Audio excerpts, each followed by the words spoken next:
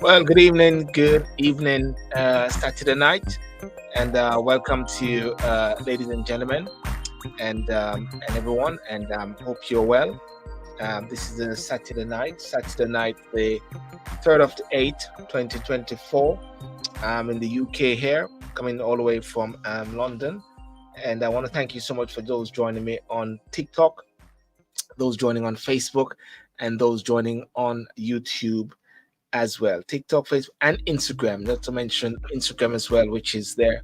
I like to say all the while that in order to get the full shebang of the show, one need to go on to the YouTube channel, which is Silburn TV, and remember to like and subscribe as well, and as well, those on TikTok, those on Facebook as well.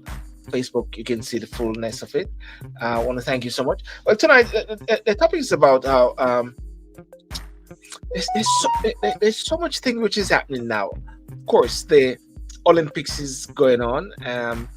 We're seeing that Shelley and Fraser did not go for it. I think a lot of people are watching the Olympics, not so really keen on the Olympics based on the start of how it worked and how it looked. But anyway, we support our Jamaican athletes as well. Not looking that great, but nevertheless, still we go through seasons.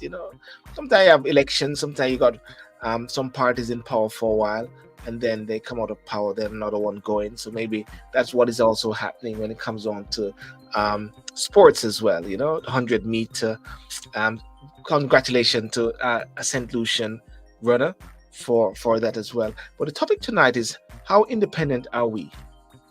It's a sort of reflection because we're right in the whole essence right now of independence, right?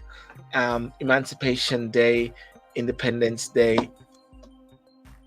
1992, I came to the UK, my celebration day as well. And there's more celebration as well for myself as well. But the key thing is, how independent are we? And not to mention Vibes Cartel. Vibes Cartel is you know is free, and there's a big bashment in Jamaica, pot covers and everything. Many people packing their bags to go to Jamaica for the big concert or so. I mean, similar to what happened with Buju Banton. But we may touch on that as well with my guests later. But without further ado, I want to thank you, and you can tell me what you're drinking after, and let's start the show, please.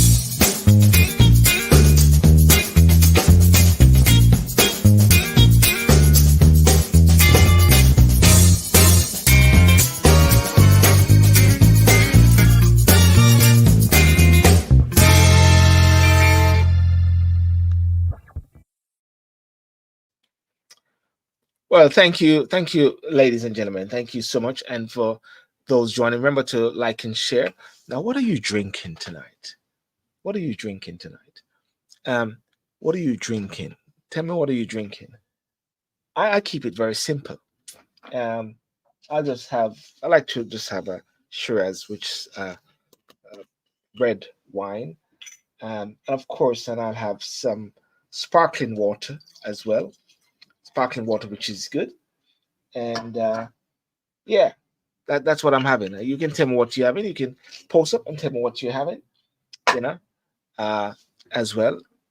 And I just want to just share a couple of things here. Let me just share this with a couple of persons as to the show to tonight. There we go. You know, let's talk about independence. You know, how independent are we? Yeah, how independent are we is the question. Reflections on Jamaica. You know, my name is Silver and Sidil. You know, and glad to have you join us for this moment, for maybe an hour and a half to 2 hours. This thought provoking, insightful discussion. Today, there was also the uh, celebration, Independence Service in London.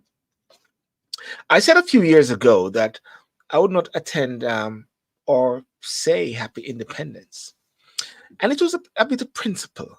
It's a bit like John Setimer, the minister there, who said he will cut his tie, cut his duct tape or ducting or whatever like that until Mugabe is gone. Well, that was he said. He's not going to wear it until Mugabe is gone. And I said it's very difficult for me, and I take it on a point of principle, to celebrate independence, or to say we're independent, or say Jamaica is independent, when at the same time you're swearing allegiance to the King of England. At the time before, when I decided to make that decision, it was swearing allegiance to the Queen, and back and forth. This has been going on, and lo and behold, we still have a situation whereby the King of England is still the head of Jamaica. That's a reality. Now, you can call it independent or 1962 was that independence. It's up to you, But that's just my personal view, and I won't rain on anyone's thunder, if anything. But it's just for a thought pattern to think about this, and it is essential for us to reflect on our journey as a nation. You know, Jamaica, land rich in culture, history, natural beauty, gained its independence on August the 6th, 1962, and that is 62 years ago.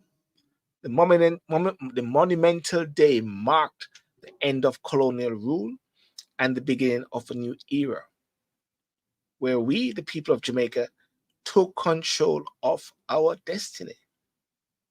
Where we, the people of Jamaica, took control of our destiny.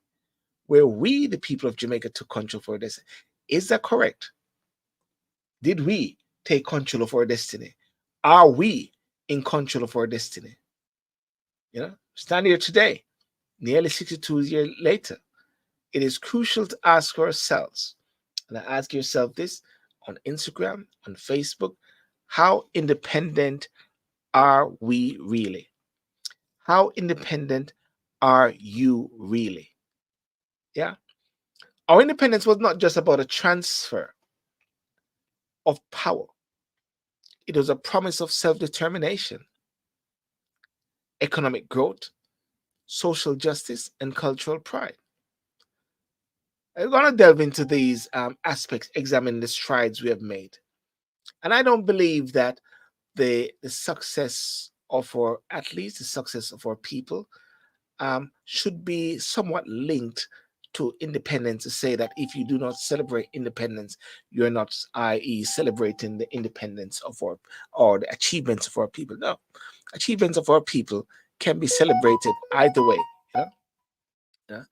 And the panelizer, we'll hear from different persons. I'll hear from Mark Cameron, hear from Uche, hear from O'Neill when they come on later, as to their thought pattern on it and your thought pattern on it.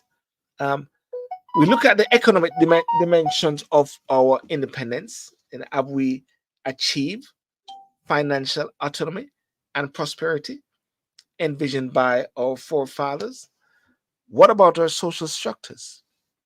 How have education, healthcare, and social services evolved to serve a population better? And let's not forget our cultural identity. How have we maintained our rich heritage while navigating the influences of globalization?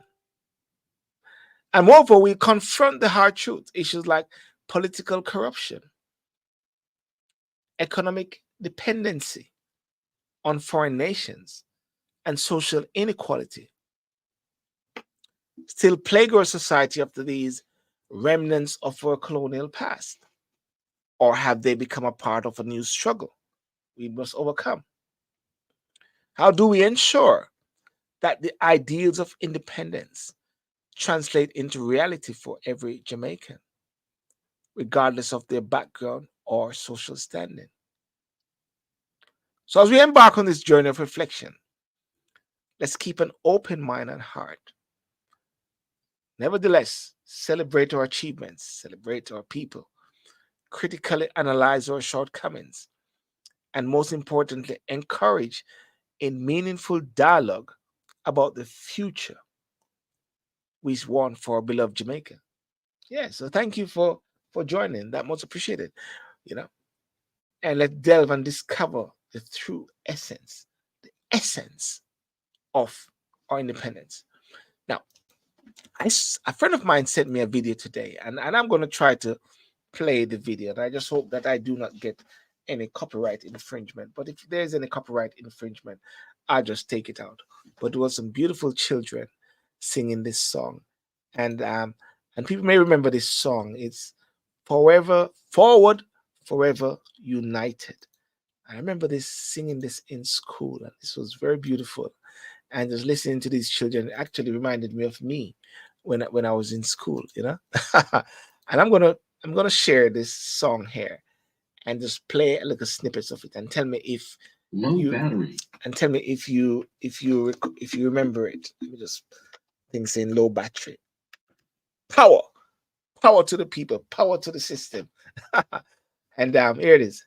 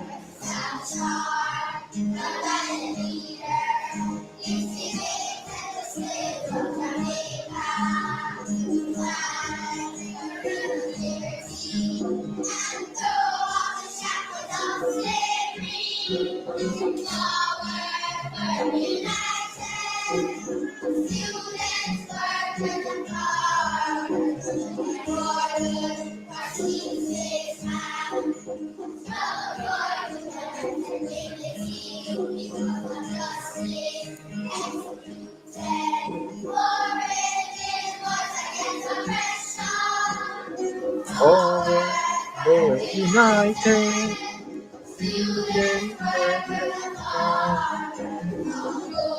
Let's sing, everybody. Let's. That's me there. That's me on the back there. That's me.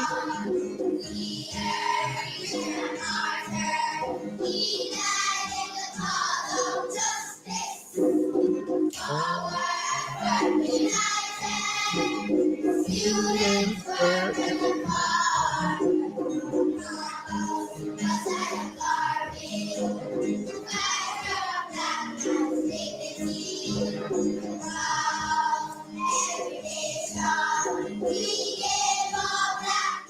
Dream forward, forward, united, students workers now.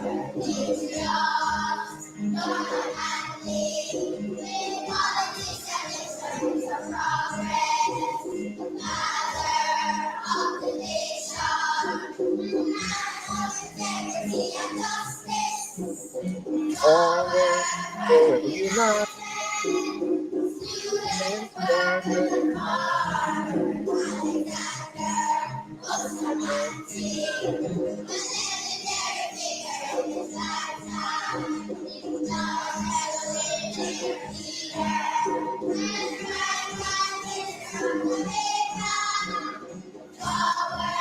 Forward, united.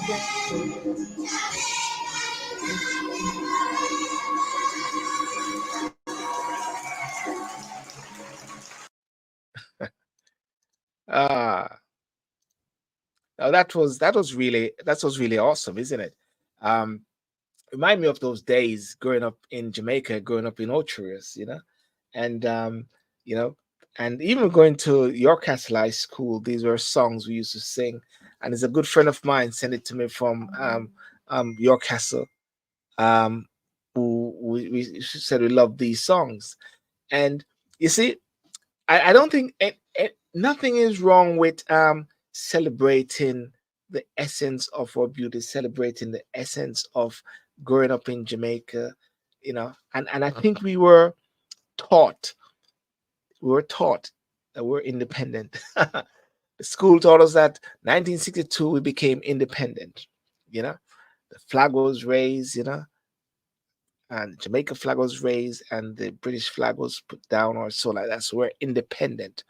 But you've got to ask yourself the question, and how independent are we? How independent are you? It's a fundamental question, and and it is one to say that we're independent, we're an independent country, you know. But really and truly, when you have to swear allegiance to a foreign power, or that's the word which is being used, swear allegiance to another country, swear allegiance to the King of England, when you're swearing in your parliament, your senators, and swearing in your different government officials, they got to swear to the king. And of course, any laws which are passed or so has to have the royal assent by the king through the governor general. And there's a governor general which is there, which represents the people. Now, 1962, I believe very strongly, was a period of, or the start of the process of independence. That's just my view. The start of the process of independence. And I believe that at that time, when they said the Brits left, but the Brits didn't leave actually, did they? No, they didn't. It's like one foot in and one foot out. That's what it is. That rings a bell, isn't it? One foot in, one foot out. So the Brits have had one foot in and one foot out. You have the final court, apex court, which is in England, right? And we have seen it recently as to what transpired regarding Gaza, or Vibes Cartel, Junior Palmer. You see the impact. So therefore, you have to go to overseas. You got to go to another country in order to get your final court, to get your final decision, which are made for something which is done here, there in Jamaica, because I'm in the UK, there in Jamaica. So I believe that at this time now, where we are now talking about in the constitutional reform, constitutional reform is something which is very crucial, and it is sad that it is not something which is, or there's not a process, or there's not an educational process which has embarked, whereby the people of Jamaica can actually learn and understand more of what it means. It is centered around a particular structure or a particular sector of individuals where the average person do not understand. And I asked someone a question today, but I'm not going to answer it, as to why there is such a drive, in a sense, towards cartel. Why there's such a drive towards music. Why there's certain a drive towards certain aspect of things in Jamaica, right? And and this is another question again. What difference will it make to my pocket? As someone will say, what difference will it make to my pocket if you remove the King of England as head of state? What difference will it make to the potholes if you remove the King of England as the head of state? What difference will it make to my job if you remove the King of England as the head of state? What difference will it make to crime if you remove the king as the head of state? And many people say, if there's no problem, let's leave it as it is. Keep it as it is. Some will say, maintain the status quo. But is that fair? And then again, even if you remove the King of England as your final, as your head of state, you still at the same time, or many countries still have what do they have? The Commonwealth. And I see the Commonwealth in a way as the last relic, the bastion of slavery to a certain extent. Okay, many people will say it's a club. Well, that's what it is. It's a club. Don't need any clubs anymore. you know, And those are the things that one has got to think about in a very systematic, critical way, and not saying that nothing has happened, nothing has changed, and there's not progress. But want us to look to the progress to what extent, you know. And as you can see, that I'm in celebration of this period, because I have my Usain Bolt shirt. If you remember, these shirts came out in 2012, and here I am in 2024. With, believe it or not, I've had this shirt from 2012, and I don't believe, I think I've worn it about maybe 5 or 6 times or so. You know, I you know, so we've got to actually have that fundamental understanding as to what is independence, and why did it come about, and where are we going as a people and as a nation as well, you know. And let me see. Duh, duh, duh, duh. I'm hoping to get a couple persons on. But what's your take on it as well? And the I was looking at what do you call it, emancipation. And we had emancipation in there, and that is very crucial. Emancipation is totally crucial. And if I just show this bit here regarding emancipation, emancipate yourself from mental slavery. None but ourselves can free our mind. Have no fear for atomic energy, but none of them can stop the time. Um, Here it is.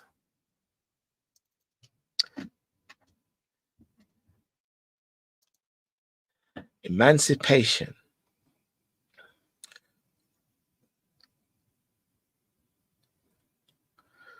From slavery to emancipation. A brief look at emancipation in Jamaica. And this is the whole era that we're in. The passing of Emancipation Act was said to be a slow, drawn-out process. Yeah. It is believed that August the 1st, 1834, marked a special day for Africans in British colonies, as it was the day they received freedom from slavery. In Jamaica, however, the Emancipation Declaration was read from the steps of Old King's House building, which was in Spanish Town, St. Catherine. At the time, this was the country's capital. Yeah. And here's the bill. Here's the abolition of slavery bill. The month of June 1834 is made the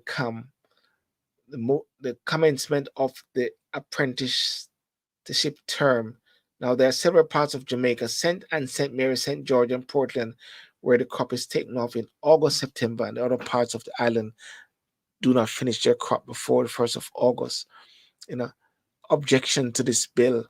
The bill for the abolition of slavery in British colonies received the royal assent on August 28, 1838. It stated, be it enacted that all and every one of the person who on the first day of August 1834 shall be holding in slavery within such British colony as aforesaid, shall upon and from other after the said first day of August 1834 become, and to be all intents and purpose of free and discharge from all manner of slavery, and shall be absolutely and forever manumitted.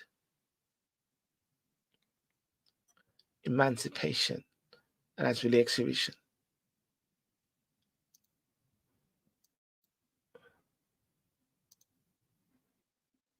It's very interesting. History history is like a light that shines. It's a light that shines forward and it's a light that shines backward. And it is very important that we understand history to the full extent. But we cannot let history at the same time hold us back or hold each other back from progressing further. I see no reason why there cannot be an executive president, for argument's sake, for Jamaica. I cannot see why there should not be a level of impeachment in the new constitution. I can see why there should not be a level of recall, a new era. Because if you're talking about independence, you also have to realize that, and I sense that as well, and that coming from 1962 to present, and let's look at the debate regarding the lands. And I always say this all the while: lands in Jamaica. Lands in Jamaica should have been apportioned to the people of Jamaica. Lands should have been apportioned to the people of Jamaica. Lands should have been given as a leg up to the people of Jamaica. Shouldn't have been held into some God factor or some UDC or so, or whereby one is handing them out or so. Land should have been given to the people of Jamaica. Yeah, that's the and in a way, when one talks about reparation, and one talks about let's get all of this money back from England, let's get money back from former slave owners or so like that who have benefited from slavery. But really and truly, ladies and gentlemen, when you really check it out, the lands are here. The lands are there in Jamaica. The lands should have been apportioned to the people. Yes, land should have been apportioned. Land should have been broken up and given to the people, not for people to be scrounging, trying to get a land. And this is where the whole aspect of independence. So you have to ask yourself, how independent are we? Yeah. And at the same time, the world is so interconnected. It is fully interconnected, whereby one cannot say that a country. I mean, I know America will say MAGA. What should I say? Make America great again. You know, again. When you say again, again is going back to a historical past, going back to a section whereby it wasn't that great to a certain extent. And I believe maybe Donald Trump has got caught up in that level and can't move away from great again. It is not like, and many people will say, let's go back. There should not have been independence. We should have still been a colony. Let's bring it back again. But one has got to move forward. As a beautiful song by the children said, forward ever, forward forever united, forward forever united, where they kept going and they kept going and they kept going. You keep going as much as possible. You keep going to achieve something fundamental. Can't stay behind, can't stay back, can't keep looking back. And I believe that it is very important that there should not be 63 years of the start of the process of independence. It should not be 63 years that come without one can say that one is a republic, one has a president, one has removed the king as head of, and not just removing, yeah, not just removing the king as the head of state, not just removing the last relics of slavery, not just removing it. You got to remove things with practical actions. The Constitution needs to take that fundamental role, that fundamental part in the whole process. Must, should be. Can't just be independent. Oh, we're independent, celebrating independence, singing great songs, and so which is great. You know what I mean? And I'm not going to knock having beautiful songs or so, but one has got to think strategically and empower um, teach our people as somewhat as there's a thing that says teach them. I think a blogger said teach them or something like that. Good afternoon, Mr. Concerned Citizen John. How are you, sir? I'm good, sir. How are you? I'm cool in the Malibu, just chilling, can't complain. In the land of, what is it? They always say sometimes England. Why people sometimes call England motherland? I don't know, why do they say motherland sometimes? Well, we shouldn't say that, but there are people who have a right to say that. They're right to say that. It's not our motherland, but it's somebody's motherland. Well, listen, I want to thank you so much for joining. This is Talk and Sip Saturday night. I always ask the person what they're drinking. I don't know if you have any coconut water. I presume maybe you're in Jamaica or you're having a uh, uh, I was just drinking some lemonade. ah lemonade, that cool, refreshing drink, isn't it? Uh, that's full of sugar that we all like. Well, yeah. Well, listen, I my topic tonight was and it's very clear. How independent are we? And it's like a reflection because I'm not wanting to rain the thunder down on people who are actually celebrating independence and having their church service or so. But I sort of question that thinking, that mindset to say we are independent, yet we have to swear allegiance to the king, yet we have to sign off laws through the king via the governor general. What's your take on it, sir? We are not independent. Okay. We were given a constitution. Most of us don't know. I give you a simple example. We in Jamaica we like to talk about out of many one people. Yes. And we are so proud of that statement. I Mm. remember being at a discussion where a lecturer, the discussion was about racism in Jamaica. And a Yes. lecturer looked at me and she said, myself and another Jamaican, a white Jamaican, I'm a brown man, arguing over racism. And she sat down, listened to us, and she said, the two of you do not represent the vast majority of Jamaicans in this country. Mm. And I looked at her and I said, what do you mean? Me, a black man, don't represent? She said, yeah, you with your green eyes don't represent the vast majority. Why? Because not over 90% of Jamaicans are of African descent. Mm. They are not mixed people, right? So this out of one many people is a farce. And it was actually given to us by the Archbishop of Canterbury. It's not even our motto. We were given that motto. Okay. Right? So we have been given a story that we have accepted. In 1962, we were told that the flag that dropped and our new flag gave us independence. But we just discovered recently with this whole facade with the opposition leader that Yes. any Commonwealth citizen can become a member of parliament in our government and effectively become the prime minister of our government. So how does that make, where is the sovereignty of Jamaica then? Mm. There's no sovereignty. And Yeah. reality is that we still talk about crown land. Crown land mean that our land is not even ours, it's owned by the monarchy.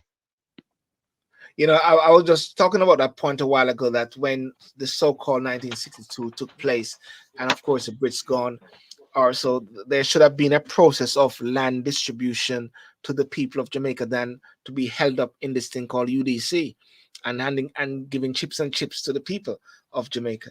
It should have been something apportioned, because in a way they talk about reparation, but in a way, in an indirect sense, I said we could have had that direct reparation, by giving the people them the land, so-called crown land.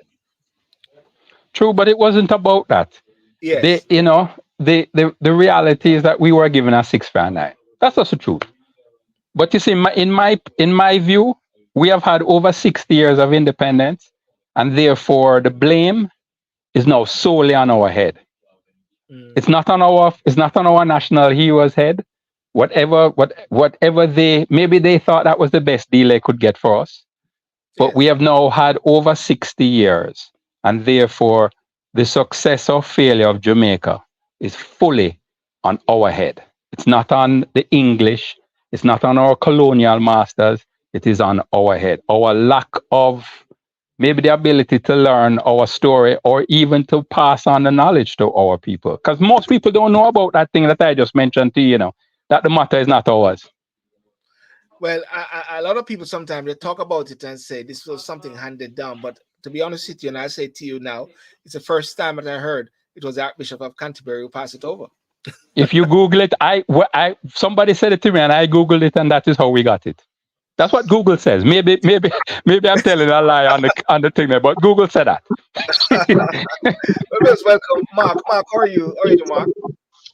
I'm fine, thank you, man. Good to see you. Good. Thank you. And I don't know if it's from your side, Mark, where I'm getting a feedback or so. Um, I can you hear feedback, John? Yes, I'm hearing a feedback. Yeah. So, Mark, we're throw the blame on you. You come in and give us some feedback. Maybe you have to wheel and come again or something like that, or Okay. put a mute. Put on, Mark. Put on. There was an instruction about putting on a headset or something to prevent the I do have a headset. Oh. 1, 2, 3. Mobile. Let me try something here. Okay. Let me go come back and try that. Okay, Mark. Okay, come back. Yeah. This period. Okay, John. This period of this time, a lot of Jamaicans worldwide treat this moment with a level of sacredness, whereby, like in the UK, we had the celebration at the church service, and this is happening around different diaspora communities. We have different dances, everything. Everybody's saying Happy Independence. People are sending me things and saying, share this Happy Independence. How do we get that message out there to say we're not independent? No. Listen, you kind of have to be strategic with the whole thing. Yes, Yeah. we got a level, and we are at a point now where we are literally discussing a new constitution. Yes. So we're at a pivotal moment where we, the people that I'm talking about is not just the people in Jamaica, but the diaspora. Yes. Have an opportunity to collectively decide a constitution that is really ours. Yes. Right? And and in my mind, and I know Mark well, also because I know what Mark thinks, we should not allow two parties to decide how Jamaica goes forward. Because they are not Jamaica. They only represent literally only 37% of the population right now, because only 37% vote for them. That's a very good point. And let's stick a pin on that. Mark, welcome. And I think I think I'm not getting a feedback, so you're supposed to be good now. Yeah? Yeah. Okay. Yeah. Mark, yeah, let's open with that same point. How independent are we? Are we independent? 1962, it's now 63 years of so-called independence. What's your stand on that? What's your take on that? The government is independent, but the government doesn't represent the people. The government does exactly what it wants to do. They liquidate our assets, they sell our land, they without consultation with the Jamaican people. So, in some sense, we are independent, but it's not the people. It's a government that's independent. Yes. Okay. And it's sad when people not knowing what's going on in their lives, what's going on, and what options they have, that they accept this fallacy. It's very disappointing because the level of education, level of activism is not there, because a lot of people believe they have no options, and in fact they have no options.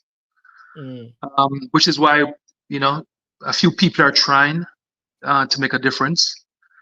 It's very difficult because you deal with people who, like I said, believe they don't have options, and the big man run things. Yes. We don't have a voice, and they clearly show that to you in things that they do. For instance, Jamaicans are not getting value for their money as it relates to representation. Yes. They're not getting value for the money. Yet still, the government of Jamaica gave themselves a raise without consultation with the Jamaican people. They have made parish councillors, giving them the same pay as an MP. Now, before, under the Legislative Council, when people were accountable to the Queen, they got a stipend. Mm. They didn't get a salary because they worked once a month. And that's exactly the same thing is going on today. They work once a month. They meet in the parish council and they make decisions in the parish council of what things they need to fix or what new Mm. projects they need to take on. That is the job of a parish councillor. Yeah. However, they have turned their jobs into cheerleaders for the political parties. So they're now flushed with cash, and they're using that money to promote the party and not represent the people in the way that they want to be represented. So we're not independent, and it's nothing for me to celebrate. You know. Mm. Because sometimes people say, when I say that I do not celebrate independence, they will sort of make that massive comparison to say, what about the people? What about our achievement? What about our athletes? And I always try to say there's a clear distinction between our athletes and independence. That's individual greatness. I mean, we we can align ourselves with them, but they've done well. It's an individual thing. Mm. Representing our country. But at the end of the day, we're happy for them, but I don't. It doesn't really benefit us Yeah. outside of knowing that another Jamaican has made it. Mm. You All know. right. Let me Yeah. let me let me John, we are here 1962 to 2024, 63 years on, and the discussion has been going on for a while. Are we at that point now regarding the constitution reform where we can sort of really go hard against even some of the thinking of the CRC about wanting to have a ceremonial president? They're having their sort of thinking of how they want it to be. But are we, the people, at a point where we can actually interject and try to make a fundamental difference at this time? Is this a fundamental crossroad? Or are we gonna, are the politicians going to get away with it again? Not necessarily. Um, I have a great belief in the power Your, of the people. your Are voice you hearing went. me? Yeah, Yeah, I have a your great volume went down. I have a Yeah. great belief in the power of the people.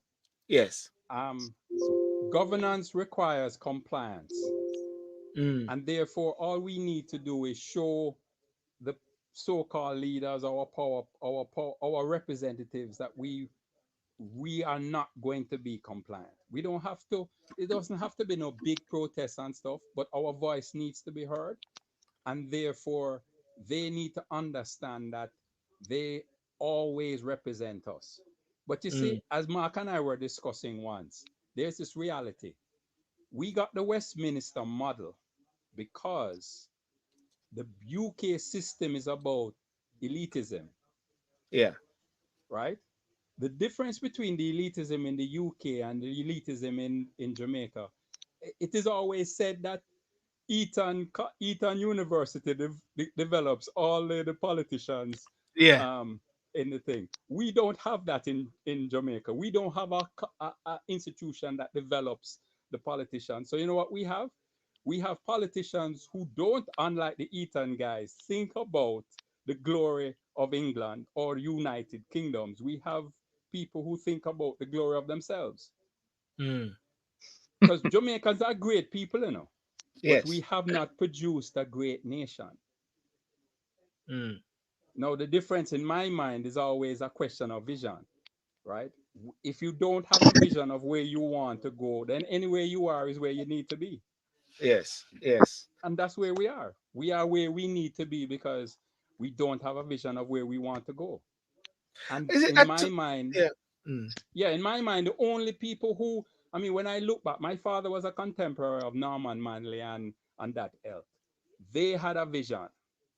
But after them going, okay, 60s, 70s, we had Michael Manley who had a vision. Some of us don't agree with the vision, but he had a vision. Mm. I think after that, we've just had managers. What has been has when have you heard a prime minister come out and tell you what is the vision for the people of the country? Yeah. And They not the talk about vision. Yeah. yeah, they talk about prosperity for who? And Mm. They talk about infrastructure for who? There's no vision for the people. There's no vision for Jamaicans. There's a vision for Jamaica.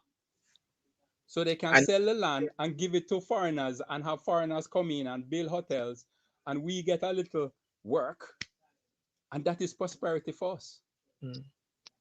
So what you're also saying is that even the successive governments, in a way, I mean, there's this vision called Vision 2030. I don't know if that is something which is Mark only said, "Hold his eyes." Hold Vision on. 20. If No, no, no. When I hear about Vision 2030, I always say to myself, there's no need for any manifestos from any party if they are Vision 2030 and should be falling in line with this. Because Vision 2030 seems to be a pipe dream now. Well, it's what, 4 years' time, 6 years' time or so. Vision 2030 was given to the government by the UN. If you look at the document, the money was spent by the UN to come up with ideas that would fit in a global idea called Vision 2030. It's not unique to Jamaica. It's not a national Mm. project. It's a project that Agenda. Yeah. 200 and something different countries signed off on, and I, I 200 and I something saw different that. countries were given the money. I saw that a lot of people have Vision 2030. A lot of countries have Yes. the Vision 2030. Yeah. Yeah. So there's no, so there, it's still, we're still not talking about, like I have had an argument with some JLP supporters.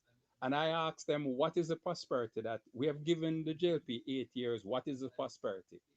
And his response to me was, we we have brought down the debt ratio. We have gotten accolades from the international community on that ability. So I said to Yeah, him, so okay, we brought down it. So how does that benefit us? Boy, it allows us to be able to borrow more money at better rates.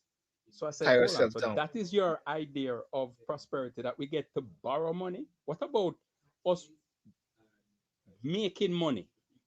How about us uplifting our people and we earn our way out of our debt? Mm. He couldn't answer, because I then realized that it's what we have here is a question of, there is a macro and there's a micro. And politicians like to speak about macro. Why? Because it's easy to sell a 6 for a 9 under a macro, Mm. right? Five very wealthy families in any country can make the GDP of that country be in positive growth. Five. Does that mean that because the five people are rich, that the rest of us is rich? Mm. So that's what they have done. They have told us Yeah. about this macro thing, about that, and worse, this debt that we have paid down. Is them borrow the money? Mm. Is them waste the money? Uh, And we Mark, are taking our money to pay them back. yeah. Mark, I'm gonna ask you to come in. John, I don't know, when you went out and came back in, your mic sort of fell. Your volume Uh-oh. sort of went down a bit. Like, I mean, I Let me can see if hear I you can still. if I can up it. Yeah, yeah. Mark, Yeah. yeah. Are you Mark, hearing me better? yeah. We can hear you better. I mean, yeah. Okay, Mark, good. comparison to Mark, because Mark is very loud. Mark, Yeah. Yeah, mama load.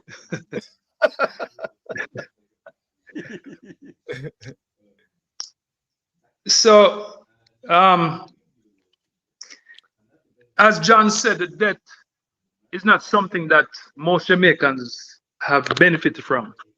mm, Usually, when you borrow money, right, in our world, when we borrow money or we liquidate assets, you get something in exchange for that. In other words, if it's a JPS and get a nice amount of money, mm, in our world, we use that money to invest in something that does better than GPS. yes, Instead, we liquidate assets and it goes into a black hole. You don't see the benefit of the sale of that asset. Jamaicans have not seen the benefit of the sale of the cement company. mm, Um, so when I mean even Highway 2000, right? Highway yeah, 2000 is supposed to be completed by 2000. It's not complete. So so we're the They started another leg coming into Mandeville recently, but it's not. That's Highway 2000, and we're 2024. Yes. You know, so these buzzwords and these nice words that these things they come up with. It's just smoke and mirrors. I mean, it sounds good. It sounds important, but nothing is really happening. It's just another buzzword that they use. You know. Um, but like John said, we have managers. We don't have. I mean, Things we're are, saying this with no disrespect. Okay, we're saying this with no disrespect. What they have in place today is not working, and we believe a comprehensive change in the constitution, right, will give us the very best people to manage our country, manage the country with vision. Now, we touched earlier on the achievements of our athletes.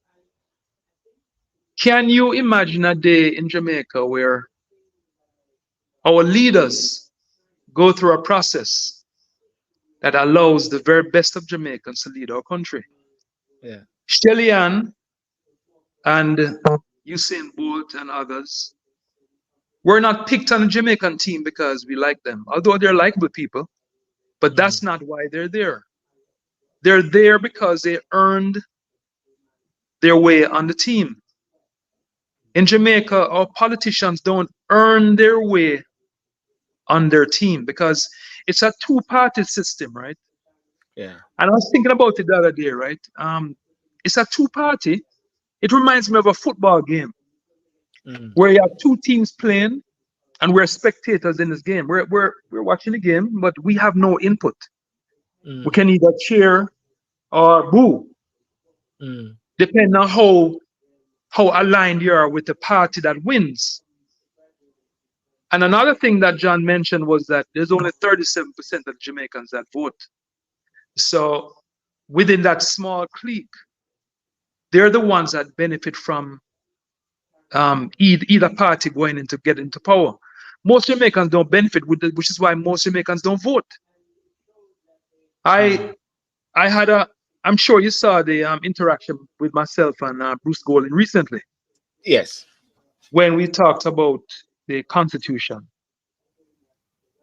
and we Malu Fort came on, Marlene Malu Fort. I got her name right this time. Malahu Uh, Fort, yes. she, yeah, she came on and she talked about the process. She always talks about the process and how they came up with the model for a new republic. When I asked her for her data, she Mm. couldn't give me any data on that. Mm. And the former MP, what's his name again? He was a Minister of Education, Ron Thwaites, Yeah. challenged her on this. He said, how can you have discussions about a new constitution and not have minutes, have dissenting arguments, back and forth, so the Jamaican people can see exactly who and what is being said? Yes. This is our constitution, as far as I know. But it seems as if it is their constitution. Their constitution um, thrown at the Jamaican people. Take it or leave it. But we're not going to accept that. We are Yeah. going to, by our activism and by programs as these that like yours, Mm. give Jamaican people some insight on what's really going on. Most Jamaicans don't have; they're just trying to survive. Yes. They're It- not privy to the ins and outs yeah. of government. A few of us are fortunate to be Mm. educated enough and to not be challenged by time to Mm. investigate things. So we're able to be watchdogs for the greater Jamaica, Yeah. Um, John, yeah, yeah. Yeah, thanks for that, Mark. John, let's go back to this 37%, or the last election in Jamaica. general election, it was 37%. The last local government election was, I think, less than 30, if anything. 29%. Yeah, yeah. 29%. Yeah. So we can actually put our hands up and simply say that the government of Jamaica and the opposition do not speak for the majority of Jamaicans. No, they don't. Okay, They don't. John. But they're happy with that. John, I want to bring your volume up. I want to deal with the volume. I want to deal with the volume because You hearing me? yeah, I can hear you, but I want to. There's something there that. Yeah, he was much louder before. Yeah. You're much louder when I'm going to jump off and come back and I see just like what happened with thing and see if we get a better. Yeah. I don't want to lose any words you're saying. Yeah. All right. Yeah, man. John has some important words. Yeah. Mark, in a quick one. What happened to the running there in Jamaica? There, the Paris. What's going on in Paris there, man? Well, something. We've had some unfortunate incidents that have, that haven't allowed the best of our Jamaicans to shine. Tia did the best she could. I thought she'd have done a lot better. Yeah. But if you notice, and I don't know if it's by law, if it's the way it is, but when our male athletes do well, the female athletes don't do so well sometimes. It seems as if. But Shelley and Bolt was doing well at the same time, isn't it? Well, that's true. That's true. Yeah. But there have been times when it's like a leapfrog. You have one set do really good this time, and then the next time another set does really good. Yeah, you're right. Shelley and Bolt, that was like almost like an aberration, because before that we kind of leapfrog. From back. One would be better than the other. So we're potentially in the same thing, but we're also more rounded. We did well in the shot put. We did well in triple jump. So there's a lot to be thankful for. That our athletes are more rounded. Yeah. We're getting traction in different areas of track and field, which is great. Yeah. It shows that we're improving. And we're progressing. Yeah. Thanks. Let me go back to John. John, are you hearing me better now? Much better. Yes, much better. Okay. Good. I actually have a controversial view about our success with track and field, and I think it's actually relevant to the discussion. Our track and field success has, especially over the last maybe 15 years or more, has to do with the stepping forward of entrepreneurs, of businessmen. This is not this our we always had a great ability to run, but we set up a system called GC Foster, where we have produced a cadre of excellent runners, because our PE teachers, the equivalent they have of an IAAF qualification is level 1+. When they go in and do an actual IAAF qualification, they start them at level 2. So we are very qualified to teach primary school and high school. So we have set a foundation that is nowhere else in the world. Yes. Right? If you talk to Glenn Mills, because I've had that conversation, Glenn says we actually, in terms of our track and field ability, we might lose 5% every year in terms of the exposure and us finding talent. Now imagine if we looked at our business sector and our leadership sector along those lines, where we put in a system and we try and get people to be the best they can, because that's what we have with our track and field. They're not dependent on government. They're not dependent on the J3As. Yes. Every year you hear athletes and coaches complain about the JOA and the J3As, but we do well still.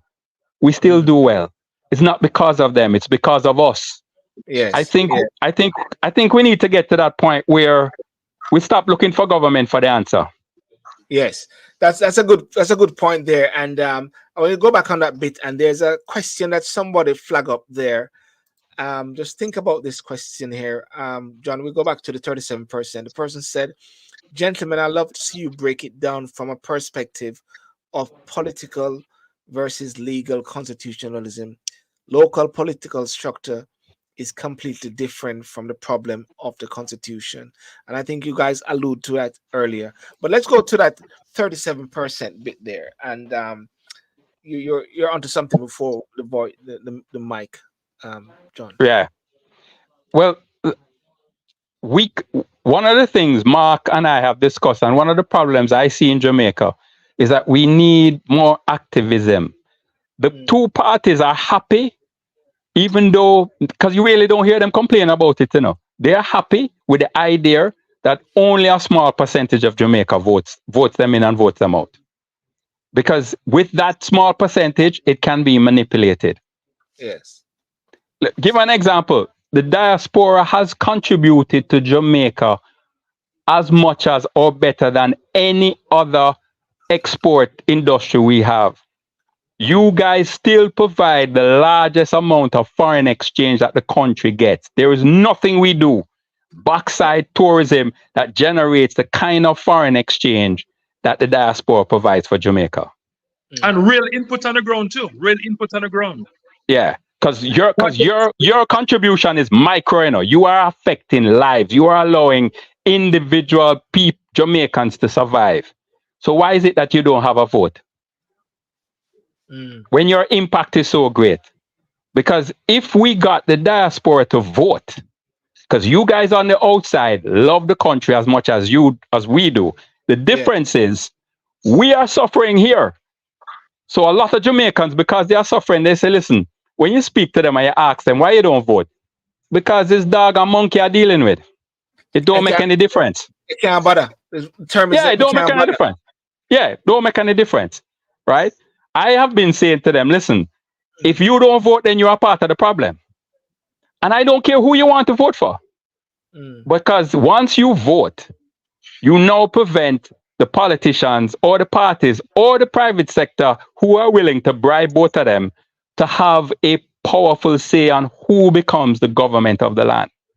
I was in Jamaica in April, and I did my little survey with people that I'm around and so like that, and I asked them if they voted, and the majority of them didn't vote. Yes. And that is listen, if we set up a new constitution, it will fall into this repair, because, I mean, I have looked at the founding fathers, the constitution of the founding fathers, and they said our republic will only last if the people will keep being involved and prevent it from being corrupted. So a system doesn't work by magic, It works by activity. It works by intent. And one of the problems we have to do is get Jamaicans to understand that everybody has to play a role, and the minimum role you need to play, if you don't want to do nothing else, is vote. Just vote. There's something else we need to look on, right? I mean, I voted before, and I didn't get the results that I wanted. It's almost cliche to say, well, if you don't vote, it's a problem, and if you vote, it's a problem. So, I mean, I was okay. It depends on what you're voting on. For instance, sorry about that. With the constitutional reform thing, Malu Ford said that we're gonna get to vote on the model that they're thinking about voting on, right? Yes. It does not include a directly elected president. Now, we're not inclined to support that because it doesn't have what we want to vote on. They decide what we're actually going to vote on, and that's the problem. The same applies to the government. We only have these two choices.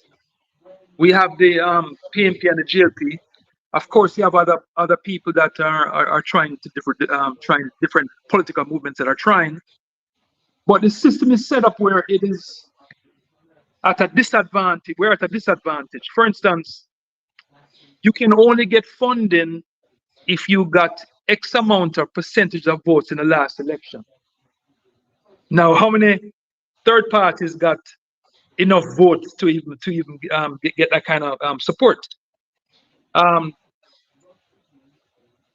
in constitutional reform, all those elements have to be revisited. The third parties, things that cause corruption, systematic corruption in the government.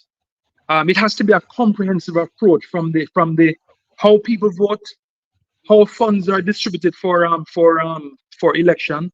For instance, when I was part of NIA, I mentioned to Trevor Monroe, that we should have publicly funded debates.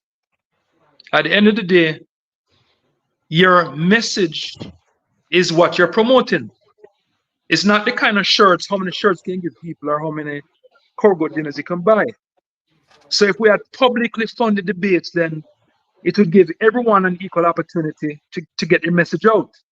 The message has changed from articulating your position to sound bites and trinkets, bangles, t-shirts, and vote buying.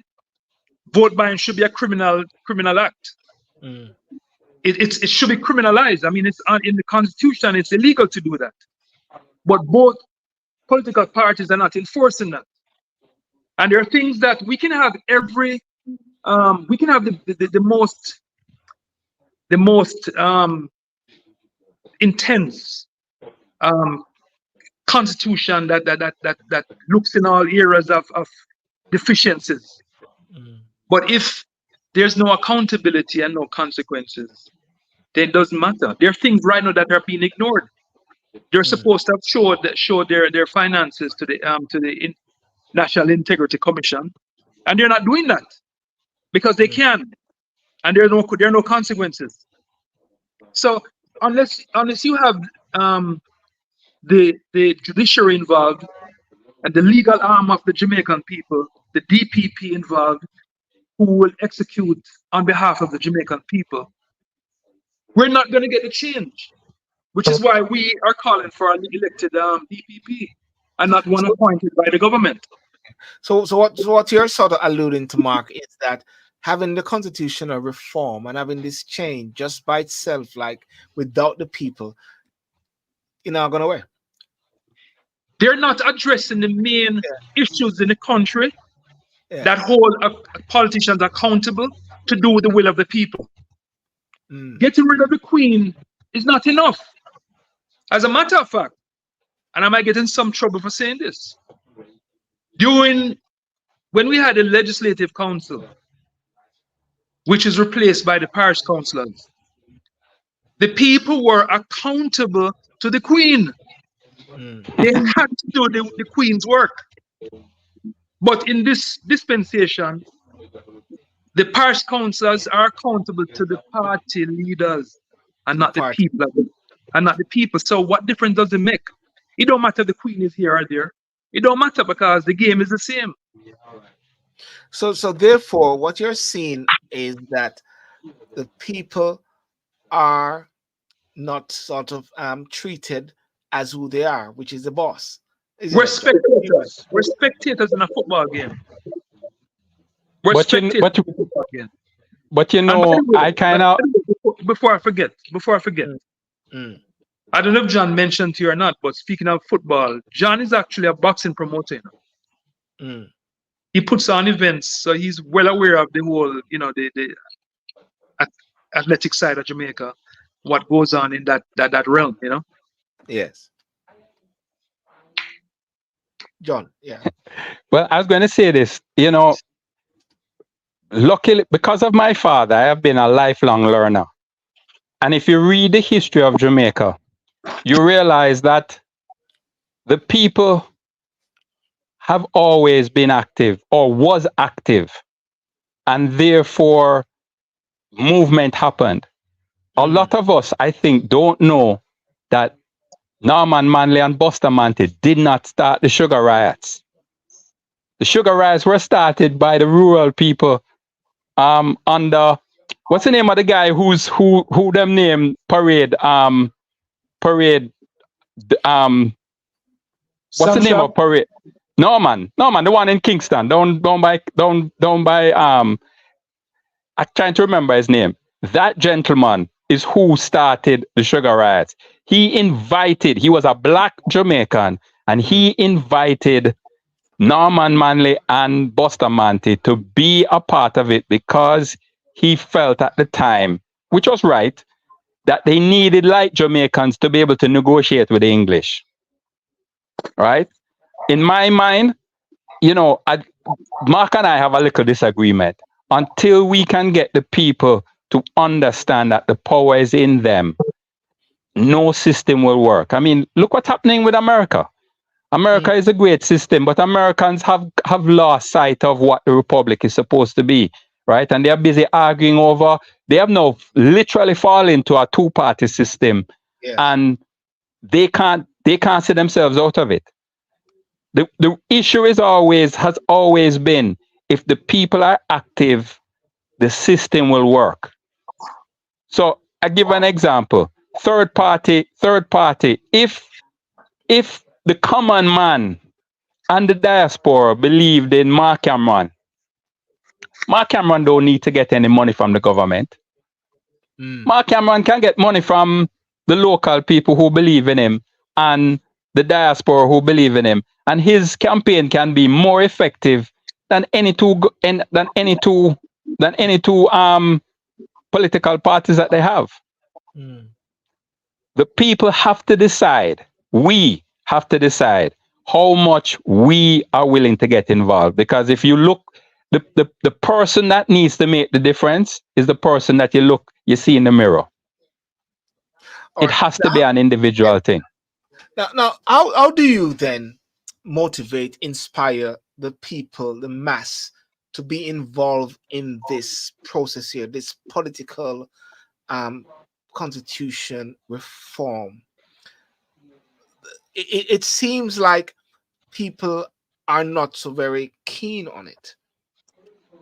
Well, the people promoting the constitutional reform are not articulating a position that the Jamaicans can align themselves with. Getting rid of the Queen is not enough. There's no discussion about land reform. No discussion about the legal system, the rights of the people. So there's corruption. There's nothing that is gonna even stem the crowd of stem corruption. There's nothing that is going to benefit the people and to hold them accountable. Nothing in there. All right, I'm going to grab onto positive lifestyle. This question here. Local political structure is completely different from the problem of the constitution. Constitution is right there, up there. Political structure, are they entwined or what? What do you say about this bit about political structure completely different from the problem of the constitution? Because when I see political structure, sometimes I see it entwined a bit with even this constitution. Has to be. Because it's political, isn't it? Well, here's the thing.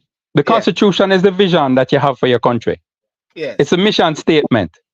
It's if you look at it from a corporate point of view, it's a thing that says my company is going to behave in a certain way. These are the structures that we abide by, and therefore this is how my company is going to act. That is what the constitution is supposed to do. And what we as a people need to kind of look at is to decide, what are our values? What do we hold sacred? What are we not going to allow people to pass those boundaries? Right?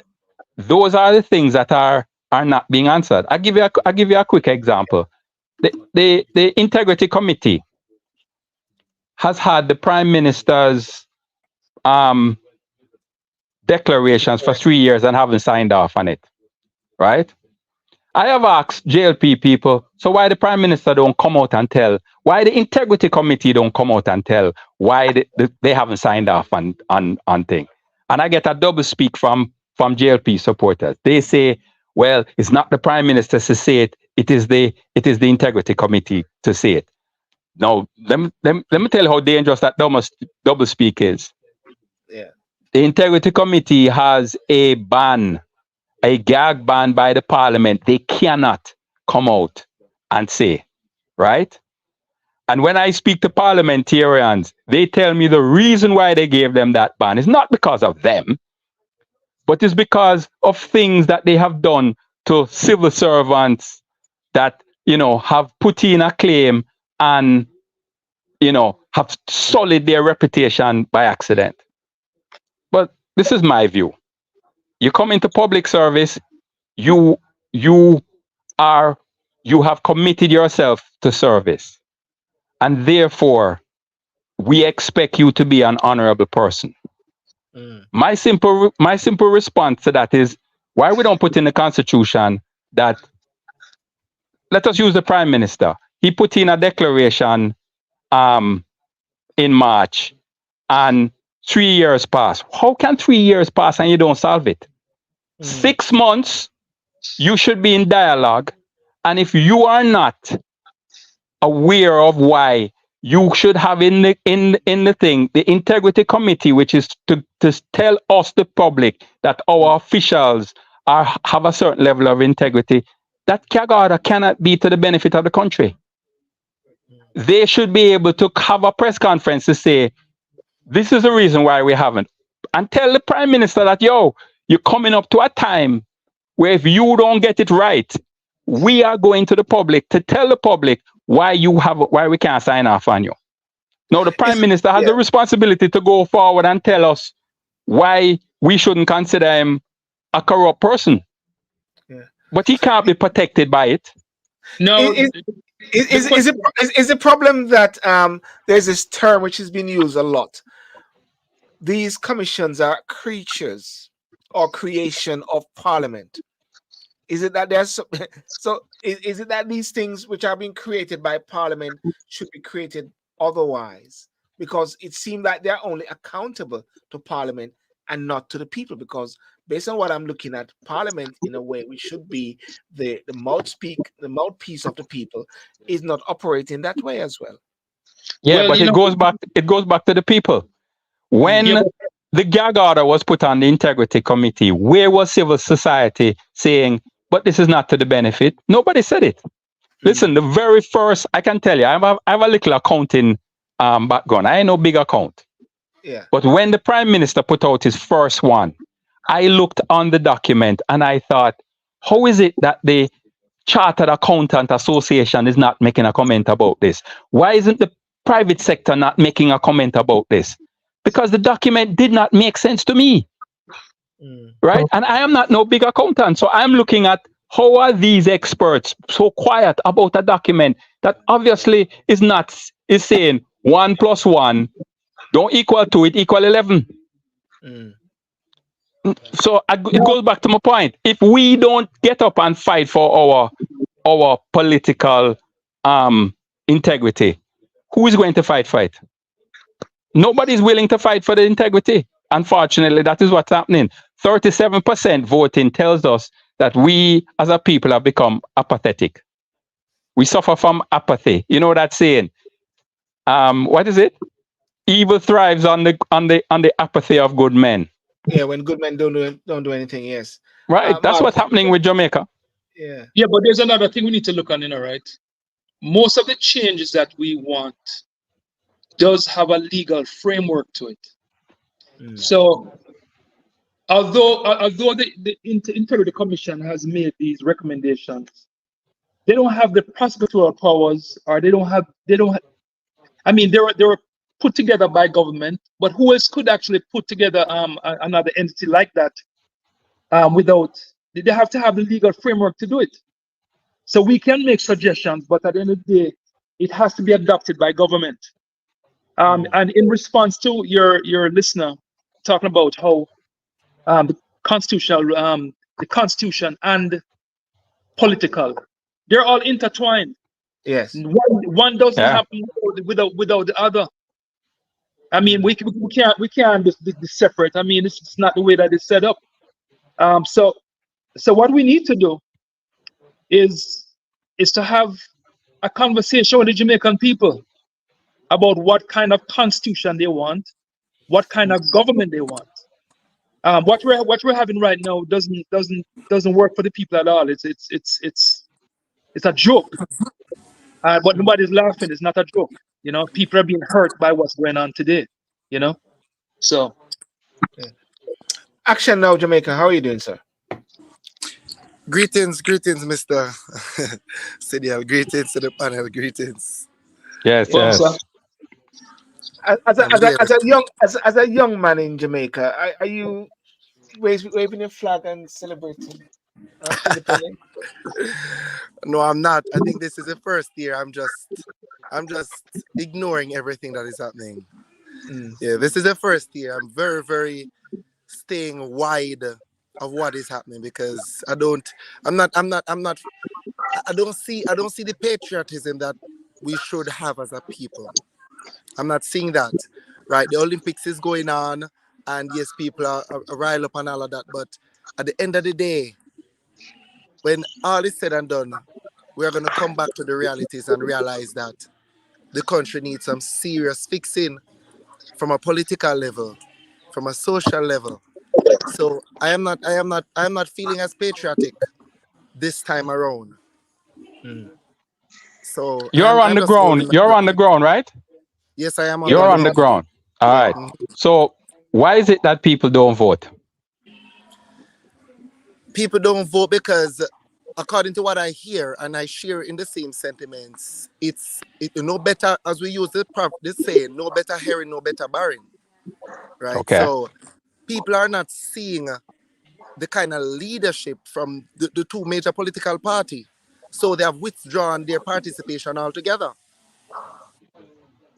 And right? they don't see themselves as the possible leaders that they are hoping for. That is the message I'm trying to drive home. I'm saying if we're not able to see the kind of leadership and representation in in the two major political parties, we know as a people will have to create the kind of leadership that we want to see. That is the kind of message I'm trying to drive home. But somewhere in the on the island here, there's a hope that something good will come from a PNP or a JLP. But the reality is that it is very far-fetched. They're hoping that something will come. But the reality is that we will have to create and design the political system that we want. That is really the message. Let me just Well, come in right here. Sorry, John. Respond and no, then. man, go on, go on, go on, go on. When I listen to Action Now, JA, and you talk about the hope from the PNP or the JLP, and when I listen to John, I listen to Mark, and we talk about leadership and vision. Shouldn't the essence of the third parties?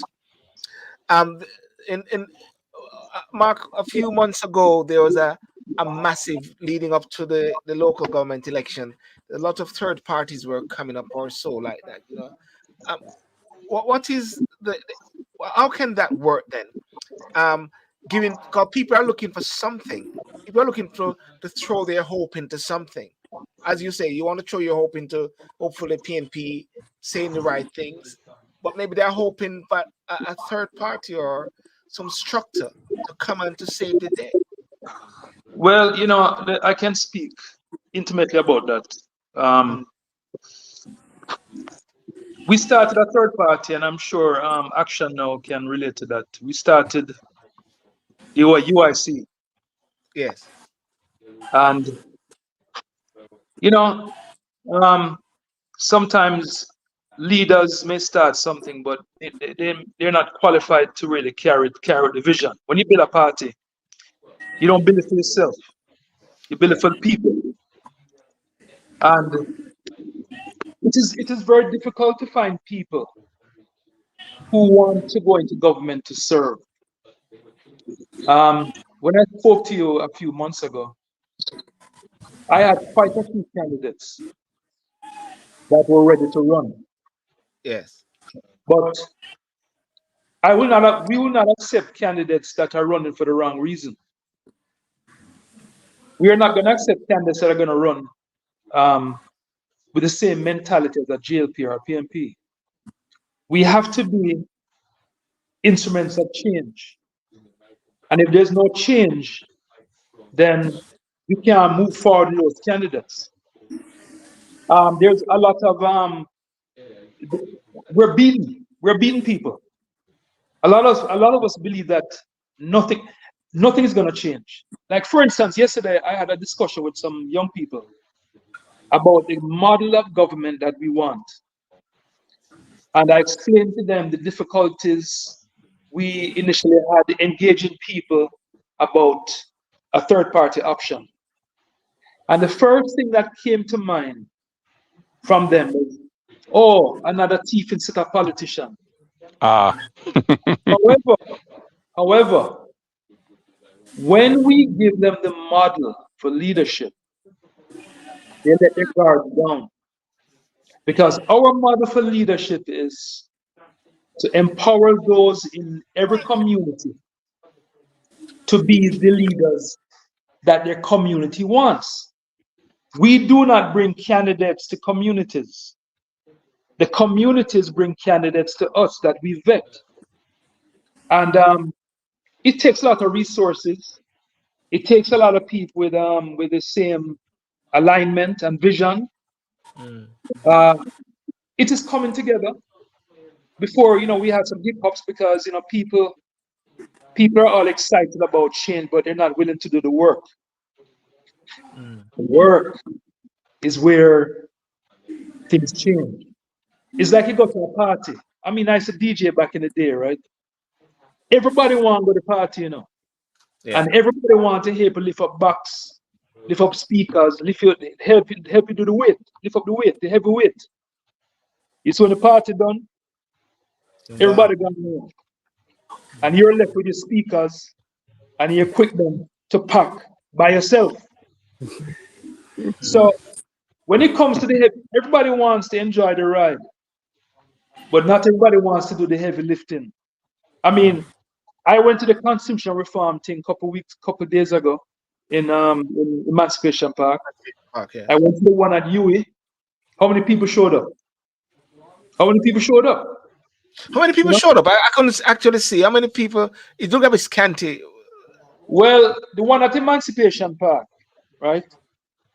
If you were to have a bingo or some entertainment, you would get a crowd that overcrowd that would take over the whole Emancipation Park. But if you have a conversation about constitutional reform, very few people show up because the people who are pushing constitutional reform are pushing it on behalf of the government. If you and I took the task of charting a new constitution organically and we put things in play, we would have more people than you can imagine. But when the government tells you what you're going to be voting on in the new constitution, why should anybody be interested in that? I just told you earlier on when I spoke to them at the lecture hall at the law what do you call it, lecture hall of UA. Yeah. When I asked them about the elected president, what's been tabled before Parliament does not include the choice of the Jamaican people of having an elected president or a ceremonial president. It's not there. And when Ronnie Thwaites talked about the Gleaner, when they did a survey with the Gleaner and they about what the people want, it's overwhelming that most Jamaicans want an executive president that all Jamaicans can vote on. Yes. That option is not in the Constitution Reform Committee. It's not been tabled. So why should anybody should care about what's going on? They don't care because it's not for them. It's for the two football teams that are playing, and we are the spectators. So these programs and others like this, we're the ones who are doing the hard work, who are trying to engage the Jamaican people to let them know that this is a farce. What they're being given is a farce. It's a fallacy. It's not what the Jamaican people want, and they need to understand that we're not going to accept that. Silburn. Go to John and then go to John. Yeah. You know, there was a discussion that Mark had with Bruce Golding, and it kind of made my mind shift. And Mark and I were discussing it, so I know he's not in agreement with what Bruce Golding said, but he made a point about election that we break down like the American system, and then we have 37% of the population voting that election. We therefore, again, if we don't activate the people, what we would have is a worse situation because the JLP won 2/3 of the vote. And therefore we would have an elective president, we would have a majority rule in the Senate, we'd have a majority rule with the MPs. We would therefore basically have a dictatorship. We have that now. No, hold on. No. Because what we do have now is we have two different people who want to be in power. So they bounce against each other. Hold on. But when it bounces, when Andrew bounced back, he has all the parliamentarians on his side because he has the majority in the parliament, and he's also.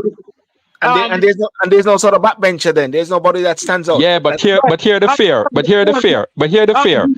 And he's also the prime minister, so it's the same thing. So what hold on, Mark. But listen to this.